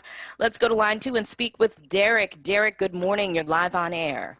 Hey, how you doing this morning? Thank you for taking my call. I'm gonna be very brief, so I won't take up too much time. What is the difference between progressive lenses and regular lenses? I mean, I know the difference, and the thing is, what's happening is, like, eye doctor companies or whatnot is charging people more because they get more for progressive lenses. How can we, like avoid that, like, them giving us something that we don't actually need just for profit's sake? Because I have lenses that have something to do with they come in 3 parts. One is for for being in front of your computer or television. Mm-hmm. And I've been wearing glasses for a very long time, and I never heard of this here before. You know what I mean? And it's like almost as if the whole eye doctor thing has changed. You know, you can't. I mean, I really don't understand it too much. I want to know, how can I get the best from my eye doctor care without them trying to sell me something that I obviously don't want. You know, and then the thing is, I'm not an eye doctor, so I wouldn't know. But I just go on my experience as far as wearing glasses for a number of period, you know, for practically my whole entire life. Mm-hmm. And I never heard of progressive lenses until like maybe a few years ago. And they tried to tell me that this is what I need. And I never heard of it before. And it's like one part. Okay, let me make it a little bit clearer. That's the case. Hold on one second. I'm sorry, Derek. I'm sorry to interrupt. I have to take a break right now. So what I would like for you to do is just hold the line, restate your question when we come back from break, and we'll let the doctor answer. Okay? All right. Stick around. We'll be right back with the answer to that question and more when we return after this. Just one more step. You got it. You're doing great. This is the sound of a nationally ranked top rehabilitation hospital, home to the largest collection of robotics in the United States, where we continually exceed patient expectations, because no injury is too severe or too minor for our care. There you go. This is the sound of success. Moss Rehab. Challenge accepted. I'm Anthony McLaughlin. Been denied insurance? Call 215-782-8574. Life insurance, age 0 to 85, no examination needed. Homeowners insurance, any home, any condition, same-day coverage. 215-782-8574. Auto insurance, we can have you covered in 15 minutes. Business insurance, call 24 hours a day, 215-782-8574. I'm Anthony McLaughlin. When you need insurance, I can help. WURD Radio celebrates Black History Month with Black Artist Story 365. Brought to you by AARP, Thomas Jefferson, and New Voices for Reproductive Justice. Welcome to Black Artist Story 365. My name is Envy McKee. Get into this episode where we explore the art and artistry of Trinidadian American, Tony Award-winning actor, voice actor, singer, dancer, composer, choreographer, costume designer, visual artist, and director, Jeffrey Holder. Part 1. King star Uncle Jeffrey was an August Leo, born Jeffrey Lamont Holder of Port of Spain, Trinidad and Tobago, the youngest of 5 children of Louise de France and Arthur Holder, who had immigrated from Barbados. Bosco Holder taught Jeffrey painting and dancing and recruited him to join a small folkloric dance troupe he had formed, the Holder Dancing Company. Bosco was 16, listen, and Jeffrey was 7. Okay? When Bosco left for London, Jeffrey was left in charge of the dance company as its director and lead performer. Soon after arriving in Brooklyn, he joined the Catherine Dunham's dance school, where he taught folkloric forms for 2 years. From 1955 to 1956, he performed with the Metropolitan Opera Ballet as a principal dancer. He left the ballet to make his Broadway debut in the Harold Arlen and Truman Capote musical House of Flowers. While working on House of Flowers, he met Alvin Ailey, with whom he later worked extensively, and his future wife and muse, Carmen de Lavallade. After the show closed, he starred in an all-black production of Waiting for Godot in 1957. As a choreographer, because you know he's got all them lists of things that he was masterful at, Holder created dance pieces for many companies, including Alvin Ailey, American Dance Theater, for which he provided choreography, music, and costumes for Prodigal Prince in 1967, and the Dance Theater of Harlem, for which he provided choreography, music, and costumes for Douglas in 1974. He was director, costume designer, and choreographer, as we mentioned, in The Wiz in 1974, and in 1978, he directed and choreographed the Broadway musical Timbuktu. So that's it for this episode of Black Artist Story 365. My name is Envy McKee. To hear more, tune in to The Envy McKee Show, Friday nights, 7 to 10 p.m., right here on WURD. Black Artist Story 365 was brought to you by AARP Pennsylvania, Thomas Jefferson, and New Voices for Reproductive Justice. You're listening to The Source on WURD Radio. 96.1 FM and 900 AM WURD.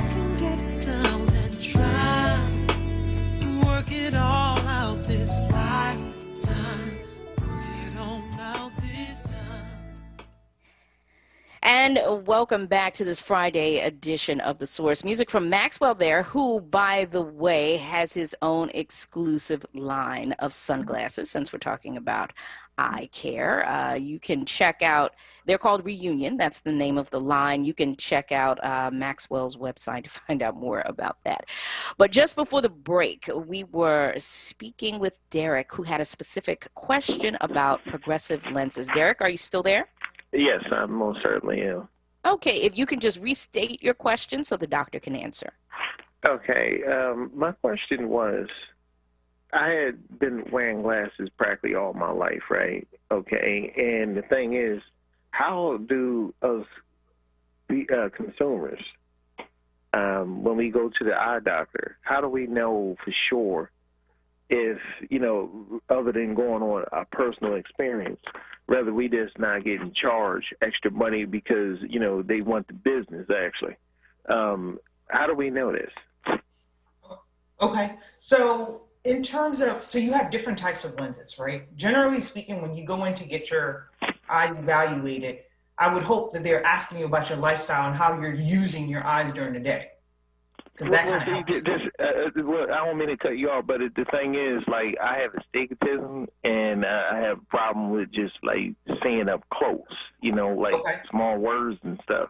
And so some reason they gave me progressive lenses, and I've been wearing this particular prescription for as long as I can remember, okay? And I don't know whether if they saying it because, this is just like, like the standard that they trying to do to try to, generate, revenue. And I don't want to be a victim of that for somebody to sell me something that I don't need, and then it messes my eyes up even worse than, than what they, than what they should be. Well, that's the thing. So in terms of prescribing, right, they're task-specific lenses. So you can have single vision lenses, like you're saying, which are literally just for one distance, right? It's either distance only, it's either computer only. See, that's where I'm getting at. See, the thing is, the business had changed.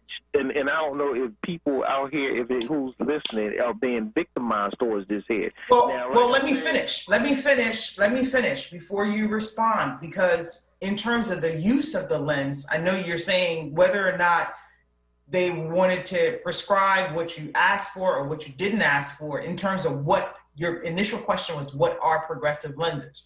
Progressive lenses are multifocal lenses that are more like a lifestyle lenses, so to speak, to alleviate or eliminate the need to constantly remove or replace lenses for multiple distances. Okay? If you're looking, hold on, Derek. I'm sorry, Derek. We need you to let her finish her answer. Mm-hmm. And so, as you look at an object from distance, meaning 10, 20, 30 feet away, to near, the demand on your focusing system progressively increases. So that's where the lens gets its name, or the lens design gets its name from, right? So the closer the object gets to you, within the glasses or the frames that you're wearing, the demand, or you have multiple prescriptions in that progressive lens. It's not just one, like you would have for just reading only or computer only. It's not just two, as you would have in what we call the bifocal lens. The bifocal lens literally means two focal points. Most often people choose distance and reading, but it could be 6 inches, 12 inches for a cockpit engineer. It could be, is extremely task specific. So the progressive lens can have as little as 3 different zones, or it can have up to 4 or 6 different zones, depending on your need. So if I'm in a room that's 8 foot long, I'm looking at maybe an X-ray tech or imaging tech that I'm looking at multiple screens at different distances. That progressive lens gives me the ability to view multiple distances without having to exchange my glasses from one to the other. So it's more of a convenience issue, and then a cosmetic portion of not having the physical line to delineate the zones where the power changes in the lenses. That's the other component to that. In terms of why it was prescribed for you, I mean, that I can't specifically answer because I really don't know your visual status overall. You may only see your immediate need for reading, and that's something that could have been prescribed for you specifically. But there's also a legal component too. So if you do need to be prescribed for stuff for distance, even though you think you can see, is a legal requirement that you have to be corrected beyond that point as well. That may also have influenced the prescription one way or the other. But you can always go back and request that they, exchange your lenses or have them made for what it is that you asked for. All right. And with that, Derek, we're going to have to say thank you so much for your question. Going to have to move on to the next person. And I hope that the doctor was able to answer that question for you. Let's go to line 1 and speak with Ada. Ada, good morning. You're live on air. She hung up, sorry. Oh, okay, we missed Ada. Sorry, Ada. I hope we were able to at least give you some good information. Before we close out this segment, there's something I really wanted you to address, and I know we only have a few minutes, so if you can just give us a quick overview, excuse me, of the signs, symptoms, and treatments of the following eye conditions. And I want to start with glaucoma. Can you talk about that briefly? Well, there are no categorical symptoms of glaucoma. Unfortunately, it's very stealth in its onset. So by definition, glaucoma is death to the nerve tissue for whatever reason. It could be trauma-induced, it could be nutritional, it could be due to secondary diseases like metabolic syndromes like diabetes, because you have lack of oxygen or lack of blood flow and nutrients to the tissue. And so it's something that we have to literally evaluate the tissue in order to determine, because more often than not, persons coming in who have diagnosis of glaucoma are not symptomatic. They're not coming in with blurry vision. They're not coming in with eye pain. They may not necessarily notice that there's a field loss. So glaucoma typically affects your peripheral fields where you're not usually paying attention to, right? So they'll usually come in when they're symptomatic. They may say something like, oh, in a panic, I was having dinner with my spouse or someone across from me and something went in my eye and I realized I couldn't see the whole left side of their face. Now, that's traumatic in the sense that how could my whole left side of my face disappear and you didn't know? But your brain has overlapping fields. And so with your binocular, the better seeing eye takes over. So we have to evaluate the tissue physically and check the functionality, like I mentioned, with the visual field testing before we can actually diagnose glaucoma. And even then, glaucoma is diagnosed by change over time. Okay. So that's your short answer for glaucoma. Awesome. Your dry eye is an interesting one because that relates to the actual surface integrity of the eye. And that can be influenced with age. So over time, we lose elasticity in our skin. And so the same skin tissue forms the surface of the eye, your cornea, and the outer tissue, and that thins out over time. So just by virtue of the skin thinning out over time, it becomes a little more easy to dry out over time, correct? That's one. Hormones can influence that. Cosmetics, medications can influence that. Allergies can influence that, noxious agents in your environment, birth control pills because they influence hormones, autoimmune conditions, diabetes where you have low tear production or less sensitivity, or patients who have neuropathic conditions where they don't really perceive because the blink rate is a little more reduced. All of those things can impact that surface. And so you have a full spectrum. It can be inflammatory, so people who have lupus, rheumatoid arthritis. They can be related to, like I said, medicines that people are taking. It can be hormonal. They can be environmental. If I'm in a dirty, dusty environment where particles are setting on my lashes or my lids, or women who are wearing makeup and eyelashes that are putting things on the surface but not cleaning it properly, all of those noxious agents can impact the surface. And that can impact your vision also. So we can give you the best possible prescription, but if that surface isn't well lubricated, you won't be seeing very well at all. Oh, we only have 2 minutes left. I want to get this last question in from our Facebook page. Diane says, what do you think about eye supplements like lutein? That goes along with what I said earlier, actually. Supplements for the eye, nutrition is extremely important, right? Eye supplements, but when we're talking about supplements, it's a gray area because we have to talk about your current health condition, right? What's this? Are you taking it orally? Are you taking it, topically? Is your body able to absorb the nutrients? Are you having GI issues? Do you have other issues going on? So, for example, people are taking vitamin D right now, but if you're obese, your obesity suppresses and they can absorb that vitamin D. So over time, your kidney may not be able to convert that to active bioavailable vitamin D. You can put yourself at risk for fatty liver disease and diabetes and all these other things because you're trying to help yourself. So it depends on the individual. So I always caution people with self-medicating over the counter because unfortunately, the nutrients and nutraceuticals are not always regulated. I mean, we think you're a nice person and you can make one, and we hope you're honest about it, but no one's actually regulating to say what is on the bottle, what you've presented is actually what the contents are, or whether or not the encapsulations that it's enclosed in, your body can actually absorb and digest in order for you to access what's on the inside of it. So it's a gray area. We have to take it case by case based on the individual and their health status. Oh my goodness. Right up to the nutrition is where is that though? Yes, eat well, nutrition. Your body will treat you better. You are what you eat.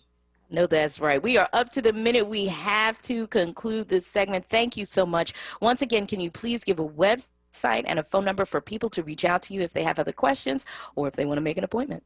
Oh, sure. Our website is www.iinnovations.net. That's IEYEINNOVATIONS.net. And our phone number is 610-446-3939. Fantastic. Dr. Archibald Major, thank you so very much for joining us today and for providing us with so much great information. We appreciate you. I know. I hope I didn't overload them because the eye is just, it's an open book, literally. But it is so glad to be with you and to be able to share. Yeah. This is great. Thank you so much.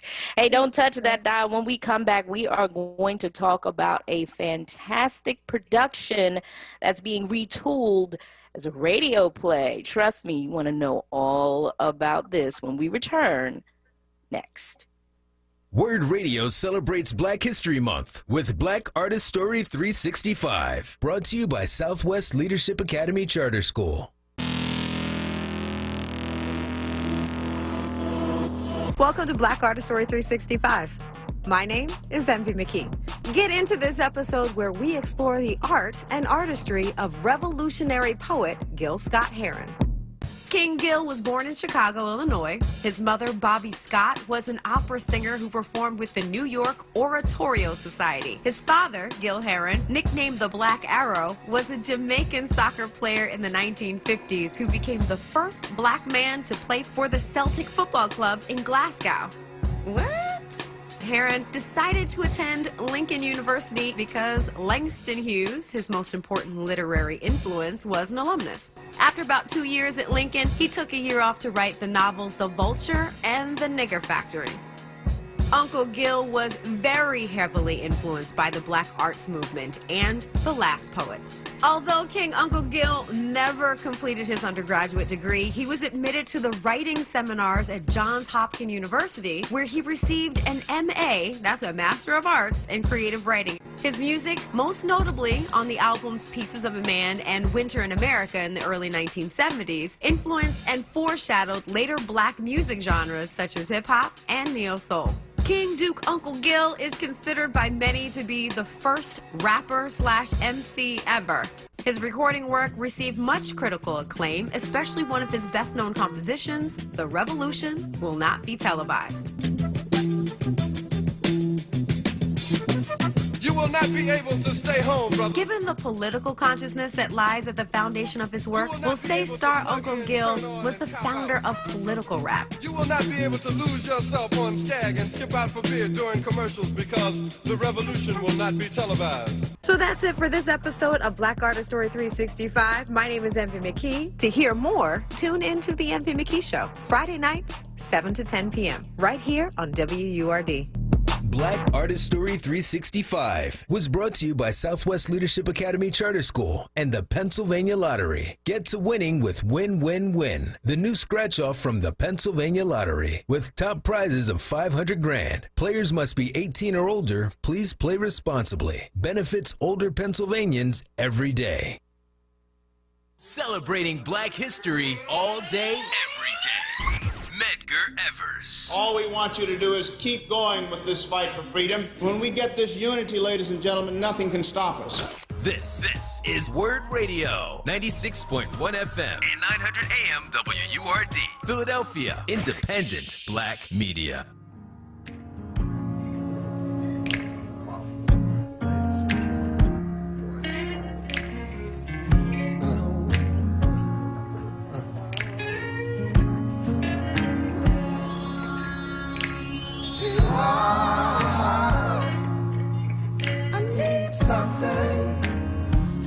my soul for a little while. Girl, all I need is you. I don't need no one, not affiliation. I don't need no boost for my reputation. Girl, all I need is you. Girl, all I need is you.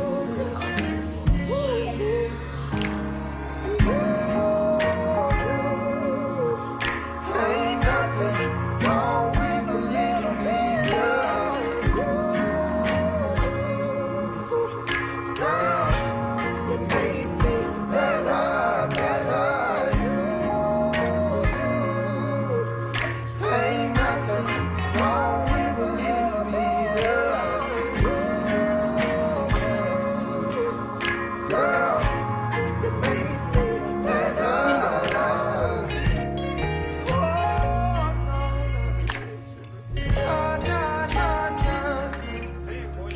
I need you, baby. Oh, Lord, I need you, baby. And welcome back to this Friday edition of The Source here on WURD. I am Tiffany Bacon. Miss Kayla J., my super producer, can you break in here real quick and tell the people who that was? Because we need to know these artists so folks can follow them and find them and put them on their playlists. Yeah, that song was called Better by Sam Henshaw. Sam with 2 M's. Oh, nice. Okay. Now, is Sam on your playlist? Because you put together these amazing playlists for the folks that subscribe to our newsletter. He's on my previous playlist. I did not make a playlist this week, but his music is on my previous playlists. Got it. So please make sure you sign up to get the WURD newsletter so you can have Miss Kayla J's playlist because she always has great music for us. Thank you, ma'am. All right. You're very welcome. A jury of 6 has been deadlocked for over a week, struggling to decide what is justifiable homicide. That is the plot of a powerful play called 74 Seconds to Judgment by Philly native Cash Goins. Now, this show debuted on the Arden Theater stage in 2019, but this year, COVID, it will be remounted as a radio play. Here to talk about this awesome production are the writer, Cash Goins, and director, Amina Robinson. Lady and gentlemen, welcome back to the show. Nice. Thank you. Thanks for having us. No problem. Thank you guys so much for being here. First and foremost, Cash, can you please, for those who are not familiar with the work, who did not see the production when it was mounted in 2019 on the Arden stage, can you give us some background on the play, more of what it's about? I gave you the basic plot line, but more of what it's about, and what was the inspiration for you to write this piece? Sure, yeah. So actually, the initial production of it was in 2017 when Go Cash on Stage, I mounted it through my own production company at the Arden. And then in 2019, subsequently, after a professional workshop, Arden put it up as well. So the inspiration, actually, right over top of my shoulder here, you'll see a portrait of Philando Castile. And he actually serves, his tragic situation actually serves what moved me to write this particular play. 74 seconds is the time that it took from the beginning of the traffic stop until he was murdered by Officer Yanez. So that duration of time was just over a minute, and that serves as what inspired the actual title of the show. Now, within the work, there were 2 questions that kept hanging on me that I hope to share through the work and to pass on to others. First one is, that's a short duration of time. That's not enough time to build up the hate or the anger or whatever it is that it takes to murder someone. So my first big question that I hope to ask within the work is, what is it that 2 people bring along with them from their 20 years of living, 50 years of living, 70 years of living, into that circumstance where 2 strangers are meeting and it can actually result in one of them being killed because it's not decided in that minute plus. And then the second question is, because it's very rarely justice in situations like these, I wanted to know what heck do juries talk about when they're deliberating these cases? And that's whether it's at the grand jury phase when they're deciding to bring charges or not, or when it actually goes through a whole trial and there's evidence and everybody sees the same video and they still turn around and say not guilty. I was interested in knowing what else are they possibly talking about in these sessions other than just the facts that millions of us, black, white, whatever, look at and say, oh my God, that was a crime. What do they see that's different? So those are the two big questions that we hope to ask through the work. Awesome. Yeah, I know I saw the performance several times, and there was a lot of discussion after the performance, very thought-provoking discussion about what we do bring, when we serve on a jury, what we bring into the room with us and how that affects how we see the evidence as it's presented. So, COVID has reworked our entire lives. So why remount this as a radio play versus a Zoom production? Well, so first of all, that was Terry Nolan at Art and Theater Company's idea. I think that he was inspired by some Zoom productions that some radio productions that he listened to. I was going to say Zoom productions that he saw. Some radio productions that he listened to. And he felt that this would actually serve in that medium very well. And he approached me with it as an idea. And I'm like, it's interesting. I've never done anything like that. And I hadn't even heard any before. So naturally, that's going to intrigue me because I'm always interested in a new journey to see where things could go. And that's how we arrived at this. And it's proven to be a nice experience so far. Fantastic. So Amina, you were the director of the in-person productions. Talk about the challenges and the joys of reframing it as an audio-only production. I'll start with the joys. The joys start with just discovering new things about the material. You work on it when I'm directing on stage. It's like it involves a complete picture, like stage imagery. What do these characters look like? What interesting stage pictures am I going to create to provide this really wonderful visual experience alongside the text? But when it's just the text, it becomes a very interesting experience. And so I find that I have found, like, I understand the script in a completely different way. I was talking to Cash before and I was like, wow, I think I want to put it on stage again with the information that I now have, only having an audible experience, So I think that's one of the greatest joys, is just experiencing the text anew, because I was with it from 2017, the workshop, and then the art and production. And so, I felt like, oh, I know this script so intimately. I know it like the back of my hand. And I'm hearing things that I didn't even hear before, understanding things that I don't even know if I understood that way before. So that's been one of the joys in working with it.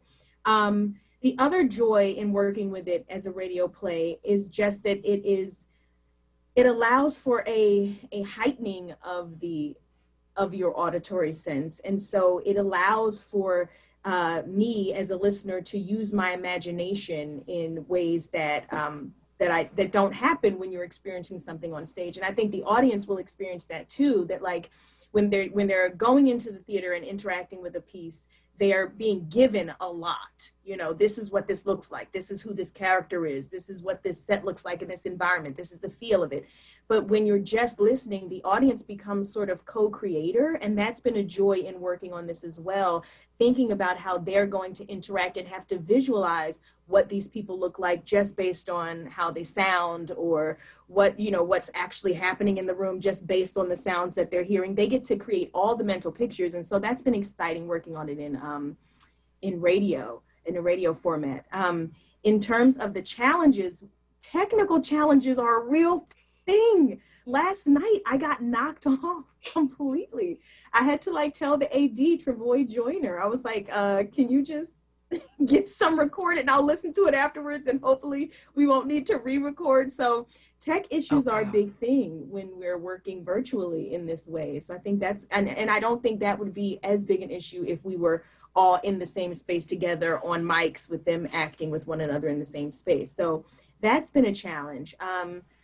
And I think that really has been the only challenge, because it's such a great team and an amazing group of actors assembled to put it together. So that's the only challenge, really. I love it. So for Cash, for you, what new things did you learn about your work in the radio format?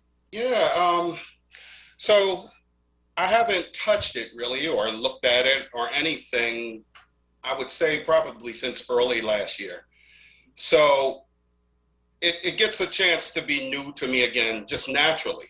But in this format, like Amina said, where there's not this benefit of seeing what's happening, I have to lean in and be a better listener. I think that most of my relationship before with this piece was the flow, the rhythm, that sort of thing. I mean, of course, the story was the story and the characters were the characters. But that was kind of what I was more in touch with than anything else, was how does it bop? You know, what is the rhythm like? What is the drive like? And that's kind of what powered me through the writing of this. I didn't have to think much once I drew these characters up, and with the situation and the stakes being what they were, I just had to fit in and go on for the ride. So because of this format, and it's different in that we're not leaning on the gas as much in that particular journey. I'm hearing, you know, the stories more clearly. I'm hearing more about the characters more clearly. And in that journey, even as an actor, that ear muscle that's being strengthened to me, even saying these lines that I've said twice before, they come out of me a little bit differently because they have a different meaning for me. You know, we'll go through a rehearsal 3 or 4 days in a row, and there's certain lines that, and I'm not just talking about just saying it for an inflection or effect standpoint, but in the hearing and saying, it's like, wow, that came out of me a lot different than it did last night.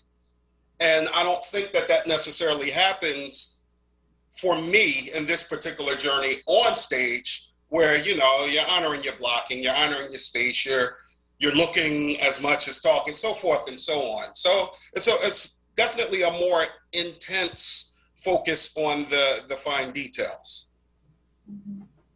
Absolutely love it. If you're just tuning in, it's the Friday edition of The Source here on WURD. Have some fantastic friends joining me to talk about a new, well, it's not a new play, but it's new to the radio play format, 74 Seconds to Judgment. Joining me on the call are director Amina Robinson and the author of the piece, Cash Goins. If you have any questions for these amazing artists, please feel free to give us a call, 215-634-8065. You can also post your comment and or question on our Facebook live stream page. You can post your comments in the comments section. I was always taught as a broadcaster that radio is theater of the mind. We are an extremely visual culture right now. In fact, during the pandemic, we spent so much time watching things, whether it's watching apps on our phone, watching streaming services that we may or may not pay for just to get content. Are you concerned at all that we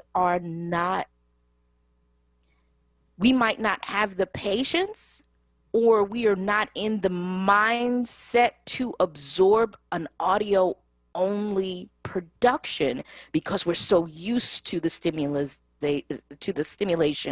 of the visual? And I'll start with Cash on answering that. I'm not concerned. I mean, I do honor exactly what it is that you said. We are extremely visual, even before a time like this where we started doing so much watching. But I kind of apply the same mindset that I apply with producing and offering and writing theater. The people who just can't get with it won't come. And that's probably what's best for them, you know, because they don't need to put themselves through a torturous experience for anyone. So in my mind, the only people who will check in are those who are interested in going in this particular journey. And I look at the opportunity that presenting in this medium affords versus that piece of the challenge. And what I mean by that are, because it's being offered this way, you don't have the geography borders that may come with, presenting your work. I mean, somebody, if they get the link and they're interested, can dial in from Japan and take a listen. And I think that the possibilities in that regard, that kind of excites me. And people who listen to audiobooks now could have a theater experience in their preferred way of taking in information. So I see it as, okay, who does this hit that it wouldn't otherwise versus the opposite? Awesome. Amina, your thoughts on that? I'm one of those people. You're actually speaking to me because I become very disinterested in something that is just audio for a long period of time. I'm not an audiobook person because I feel like I can't absorb the information. There's some disconnect that I have if it's too much on audio all at one time. And so I absolutely was afraid going into this process. But, when things scare me, that's what makes me want to do them. When Terry approached me like, would you want to do the radio version? I was like, radio version? I don't know anything about radio versions. I was like, yeah, let's do it. So, so I'm that person. But what I found, interestingly enough, is that this story, the script, is very engaging. There's something about, like Cash Hart talked about the rhythm and the pace of it when it's on stage and how it wants to push forward and drive. Even though it feels like we've pulled back the pace a bit in terms of understanding, that rhythm is still present. And there's something about the writing of this script that keeps you wanting to know what's going to happen next. Do you know what I'm saying? So it actually is very engaging. And that's one thing that I was very, very surprised about. And to be honest, I've heard it God knows how many times now. We've been in rehearsal for 2 weeks. So I've heard the script over and over again. And I would think that I would still be sitting there sometimes like, oh, okay, how many times we got to listen? But I'm not. Each time it's a new experience. And I actually had my funny stories that I had my boyfriend listen to it just to hear from somebody and hear opinions from somebody who knew nothing about the script. He's not really involved in the theater, doesn't really know anything about the theater. And I was like, just listen to this radio play that I'm directing. And he listened and he was so engaged. And by the end, he did like that, that was good, And so I think that for me, I'm hopeful that even people like me who generally have a hard time will actually listen to this and still be able to be engaged, because it does spark up your imagination and create those visual pictures with this language. Awesome. Listen, I have to take a break, but please don't touch that dial. We have more conversation about the radio play version of the production, 74 Seconds to Judgment. We're going to talk about the best way to listen to this. I want you guys to think about that. And also, I want to give you, the audience, an opportunity to call in with comments or questions. Did you see the play the first time on stage, in person? What were your thoughts? If you haven't, what intrigues you about this subject? Reach out, 215-634-8065. You can post your comments or question on our Facebook page. We'll be right back with more conversation after this. Tune in this Saturday at 10 a.m. for the Educational Pulse with the School District of Philadelphia with host Dr. William Haidt. COVID-19 has highlighted the need for digital equity and internet adoption programs. Comcast's Internet Essentials program is designed to connect families to low-cost, high-speed internet and laptops so students can be ready for anything. Since 2011, Comcast has connected 4 million students from low-income families to the internet through its Internet Essentials program. Learn more about how Internet Essentials is connecting students.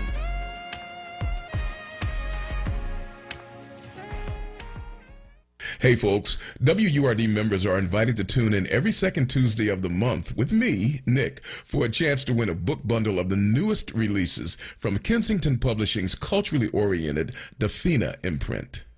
Hello, I'm Jose Hernandez, and I have been using a wheelchair since my accident in 1995. I guess if I had one message for the general public, it would be that I appreciate your help. But please, ask first. I know you mean well, but I've actually got everything under control. And if I don't, I'll ask for assistance. People with disabilities just want the same respect and consideration as everyone else. This is a message from United Spinal Association. Download our disability etiquette booklet at unitedspinal.org. Clark Roofing salutes Black History Month with over 30 years of quality roofing experience, providing exceptional customer service, honesty, and professionalism. For service, call 215-365-ROOF. That's 215-365-7663. This is not a fad for us. We will not resume our regular programming when things die down. We're not black to help our bottom line or because it's politically correct. We're not joining a fight. This has been our fight, our message, our people. Black lives have always mattered here. We are Undeniably, indefatigably, unapologetically, permanently Black Talk Media. WURD.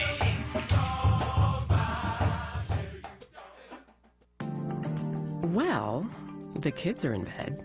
Time for a little grown-up quiet time. What do you mean quiet time? It's your birthday. We're about to party. Haha, funny. It's gonna have to be a you and me party this year. You know we can't have anybody over. Well, your mom and dad are coming from Florida. Sis will be here from California. Oh, and a couple of old friends from just about everywhere will be showing up. They should all be here about now. COVID-19 has changed the way we do things, for now. But social distancing doesn't mean you can't be social. COVID-19 doesn't have to keep us apart.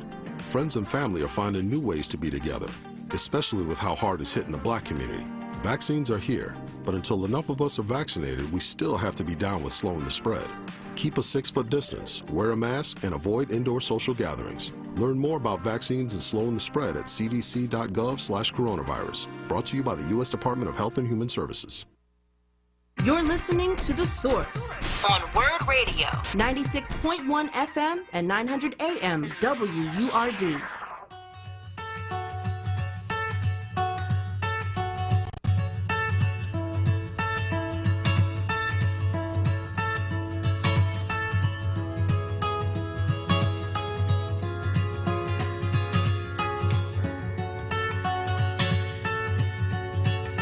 I woke up to the morning sky first,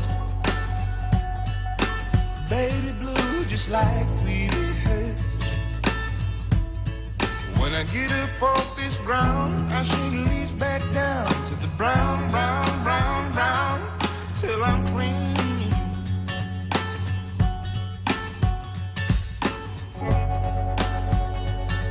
Then the walk I'll be shaded by the trees, by a meadow of green, for about a mile. I'm headed to town, town, town, in style, with all my favorite colors, yes sir, all my favorite colors, like my sisters and my brothers, see them like no other, all my favorite colors. And welcome back to this Friday edition of The Source here on WURD. I am Tiffany Bacon. Thank you so much for joining me.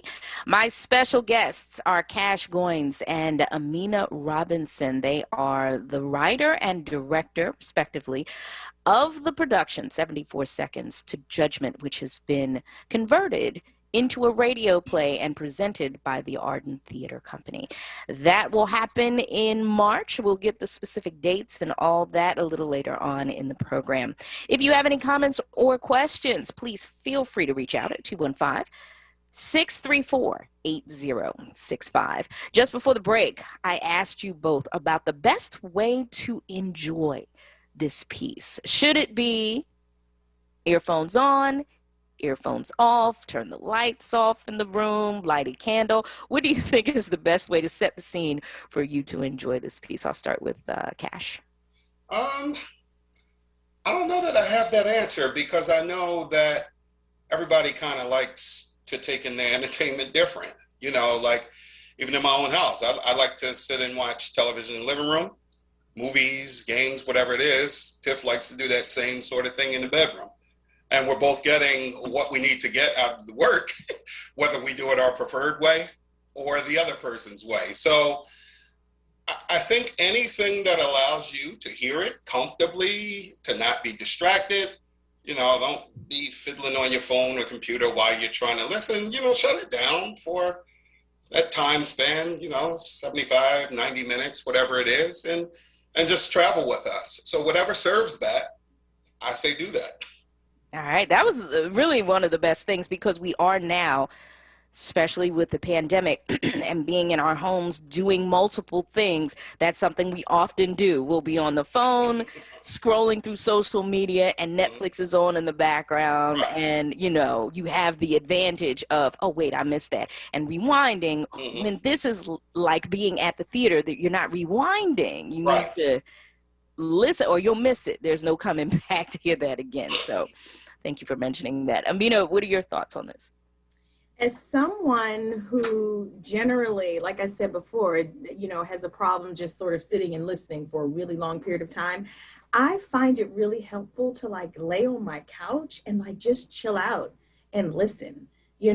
I make the decision to say, okay, I'm going to listen to a radio play and see what happens, and when they do their long read throughs where I'm just okay, read through, I get my notepad, I get my pen, and I lay on the couch and I have it on my Bluetooth speaker. So it's sort of present in the room, because that's another thing. If headphones make it sound really present, wear headphones. But for me, my Bluetooth speaker makes it sound really present in my space.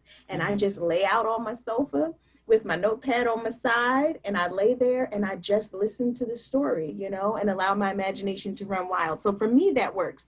But I agree with Cash that, you just sort of have to figure out what type of listener you are, because for some it might take lighting some candles and making it a thing, and I do also agree with Cash that it is something, and Tiff, that it is something that you want to focus on. It's not something that you're I'm gonna have this on in the background while I or XYZ, you want to be able to chill out and focus on it. Fantastic. We're taking your comments and your questions on our Facebook page. You can also give us a call at 215-634-8065. Forrest says on our Facebook page, Forrest says, presenting in the radio medium also stimulates the mind and can be used to allow children and us to imagine and explore beyond the personal physical limitations of our own circumstances and local geography. I appreciate that, Forrest, and yes, thank you for that comment. You are both artists. You are both very passionate about your work, and 2020 has offered us a multitude of emotion and perspective. How has 2020, the events of that year and continuing into this year, informed not just your work, but your perspective on your work? And I'll start with Amina. 2020 and my perspective on my work. I think the biggest thing that sticks out for me is just gratitude, that, things have not completely shut down, that there's still this drive and this push to be creative and to tap into how our art is going to evolve. And alongside of that, I think the notion of resilience comes in mind, where I think, art never dies. We're going to be here and we're going to keep persevering and keep finding ways to be creative, despite our circumstances. So I've been fortunate enough to still get some work during 2020. And, I said, just gratitude. It's been a rough year, but it makes me, I guess, I'll speak for myself, it makes me more grateful for the simpler things in life, Love it. Thank you. How about you, Cash? Yeah, and I can't pinpoint exactly what from 2020 I would say did this, but I came out of it with a greater sense of responsibility in terms of the work that I offer.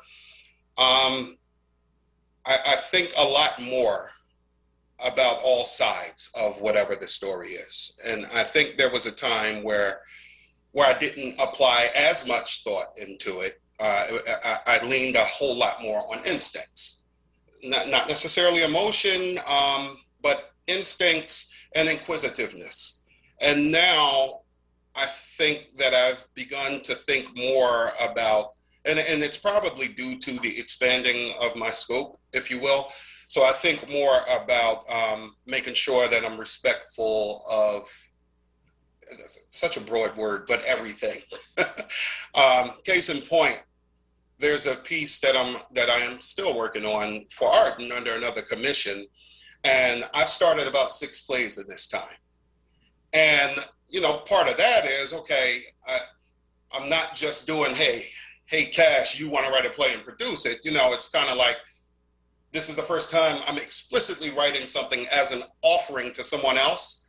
So I don't think that I'm over scrutinizing it, but it's just giving me an additional level of a filter to say, okay, is this how I would want to present myself as my next presentation of my work? So all of that extra time probably to think and consider other things in 2020, that's probably how it kind of pushed me into that space. So that is definitely something that I would say changed within me as an artist from last year to this one. Fantastic. Thank you for that. Amina, you spoke a moment ago about resilience. So let me offer you this piece of information. This year in January, the Pew Center for Arts and Heritage says that it will pivot in this year funding for individual performances, exhibitions, and events into investing in organizational recovery and sustainability. So project grantees from the past 5 years, that's a total of 51 institutions that meet that criteria are eligible for this. What are your thoughts about our overall resilience as an arts community in Philadelphia, and your thoughts about organizations and foundations who are willing to support that? I'll start with Cash.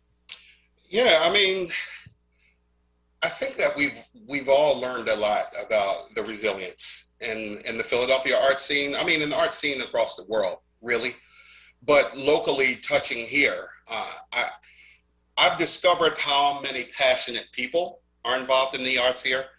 How many people have been willing to step up and call out inequities within the arts and put themselves, if you will, on the proverbial firing line, saying some unpopular things that could, you know, affect them professionally if they don't land effectively. But most importantly, I've seen a whole lot of people who are willing to line up and join in that voice. And that in and of itself speaks to a resilience, because this is people who are fighting for their professional lives in some ways. So what that has opened the door to, whether directly or indirectly, is the robust philanthropic community that supports local arts. I've seen them shift and pivot and get energized to kind of support the artists even more. You know, there were plenty of opportunities for them to check out. There's no theater this year, there's no this, there's no that. Okay, I can either hold on to my nickels or I can put it somewhere else. But they dived in, and I threw my work on the board of Theater Philadelphia. Like right off the bat, they said, okay, a lot of their supporters and funders, how can we support the artists? What kind of grant opportunities can we have? All right, there's no Barrymore Awards this year. How can we shift that in a way that supports Philadelphia artists? So it becomes this beautiful symbiosis sort of thing where when the energy is ripe and it's strong, other people connect to that. And that just helps to empower and embolden. And that is what strengthens that resolve that I think that we see. Awesome. Amina, your thoughts? I have lots of swirling thoughts about that, and I don't know that I have any definitive opinions yet. I think, though, speaking specifically to the Pew Foundation moving from individual artist grants and stuff, if I'm understanding that correctly, to giving money to the arts organizations in Philly, it gives me a little bit of pause, only because the people are sort of what makes it happen. And I could be wrong, but I think that part of my understanding of the Pew Fellowship was that it was helping individual artists be able to work on their projects, and they are the people who ordinarily don't have the resources to do so. So for me, taking the money and moving it into the organizations, especially knowing that a lot of our theatrical organizations in Philly have those issues, like Cash was saying, people are starting to call things out and all that kind of stuff. So part of me feels like you're giving the money to the organizations away from the people. I don't know. So I just don't know. I have more questions than answers. You know, I don't know if that's something, while I get it in terms of us being resilient as a community, it just feels like, I don't know, I need to watch what I say. It just feels like, it doesn't feel very Robin Hood is what I'm saying. It doesn't feel very Robin Hood. You know, it doesn't feel like, you know, taking the money and giving it to the people who need it. It feels like, and not saying that the arts organizations don't need it, because they do, but that's why I'm saying I don't know how I feel about it. I don't know how I feel about it. I just think that what I can say is that the people that I am actively involved with in the theatrical community in Philly are taking steps to do all the things and move in a wonderful direction. And if those organizations, if some of the smaller theater companies or the theater companies that are doing the work to change the systemic inequities in their organizations, if theater companies like Theater in the X are eligible for this money, if Asian Arts Initiative is eligible for this money, then I'm like, okay, yeah, let's build it back up. But if we're just talking about giving money to theaters who really don't need it just because they experienced some hardship, what about the ones that are about to close down? Like, are we giving it to them? That's sort of where my thoughts are, and I don't have any definitive answers. It just, unless I had all the specifics, it just gives me a little bit of pause. Like, little pause. See, that's called Totally understand. That's called wisdom, when you answer just the resilience part and leave the pew part for Amina, because I knew she would have that. I knew she would have that. It is all good. That's why you're such a great team. So there it is. That's why you guys work well together. We're taking your phone calls as well if you have some questions or comments for our fantastic artists who are joining us on the segment today. Reach out at 215-634-8065. We have Joe calling in on line 1. Joe, good afternoon. You're live on air. Good afternoon, Sister Tiffany, to your wonderful producer, Kayla J, to your distinguished guests, Brother Cassius and Sister Amina. I went to see the play. I was talking to Kayla J off the air. I went to see it myself back in 2019, a friend of mine. And I got to give both of y'all credit, Amina and Cash. Y'all did a heck of a job, and all the people that you both with, because it was outstanding. It had me emotional. I mean, it was parts of the play had me smiling and laughing, but also I was tears in my eyes, because it just, they say art imitates real life. I mean, you can see from Philando Castile right on up to George Floyd, we still get murdered at the hands of law enforcement. So I was definitely emotional. My friend was emotional. And also, too, some of the people I looked around, because it was people, when I went to see that particular night, it was Caucasian, Asians, Latinos there, and I could see tears running down all their faces, as the play was concluding and everything, And it was just outstanding. And I'm going to tell you, and I'm looking forward to when I do it again in March with the radio tape version, whatever. I'm definitely going to be in on that.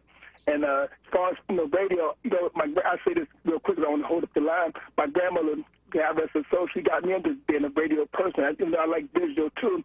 See, but she turned me into an Orioles baseball fan. That's why I have no problem listening to things on the radio, whether it be WRD, whether it be a baseball, football, basketball game, because she got me, because we used to sit around down in Aberdeen, Maryland, and listen to the Baltimore Orioles baseball game in the summertime out on the porch with lemonade. So I love radio. So the radio version of 74-second executive, I have no problem with that. And I think if people really put forth the effort, they can get some enjoyment out of it and everything, because again, radio is a beautiful thing. Visual is good too, but I'm good with radio as well. And I just thank you, Tiffany, for having Cash and the men on, because like I said, the play was out to me, and I think this might come as a shock to people. I think the play should have won some kind of Emmy Award, Academy Award, because it was just hard hitting, and it was well written and well directed, and the actors and actresses that played in the play was outstanding. Because I talked to some of the cast members after it was over with. Man, everybody did a wonderful job, Tiffany. That's all I wanted to say in closing.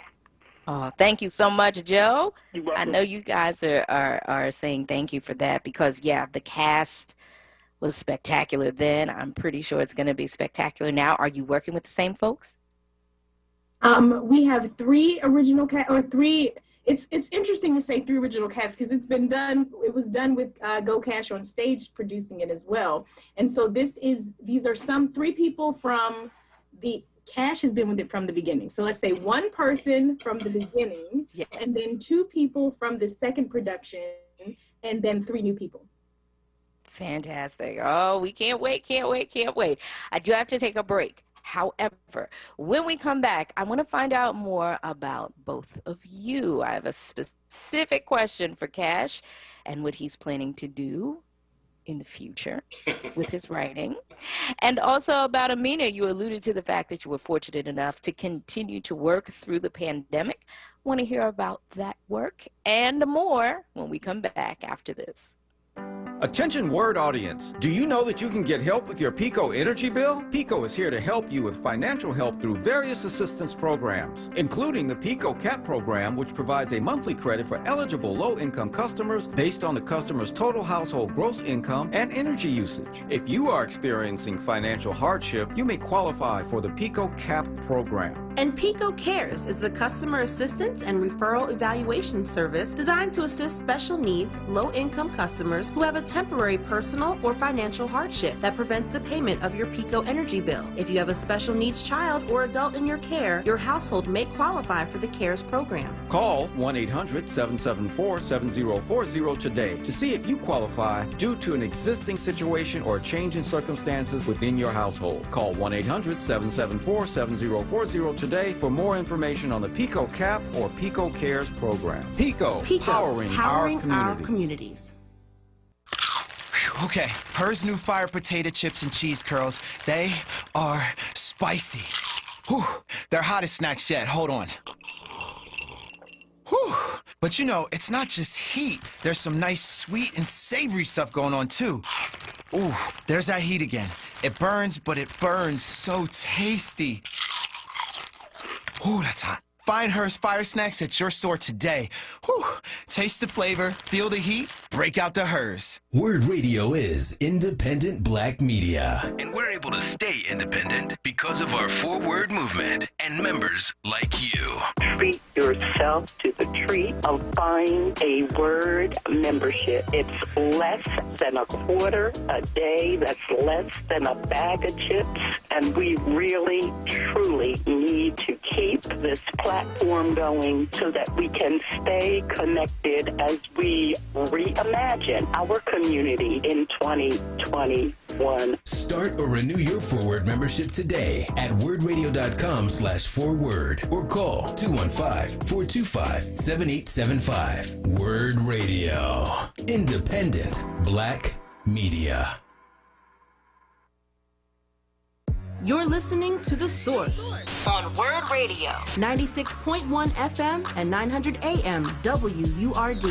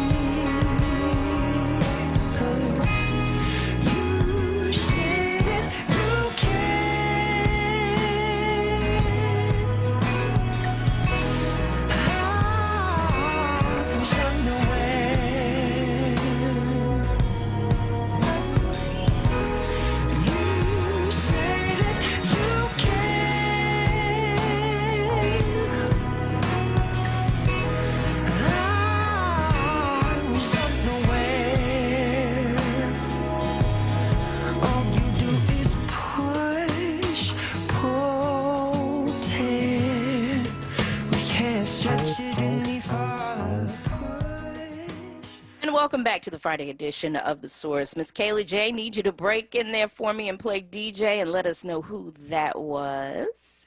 Alan Stone with Unaware. Alan Stone with Unaware. I love it. You give us such a vibe every week. I love it. So your playlists are popping.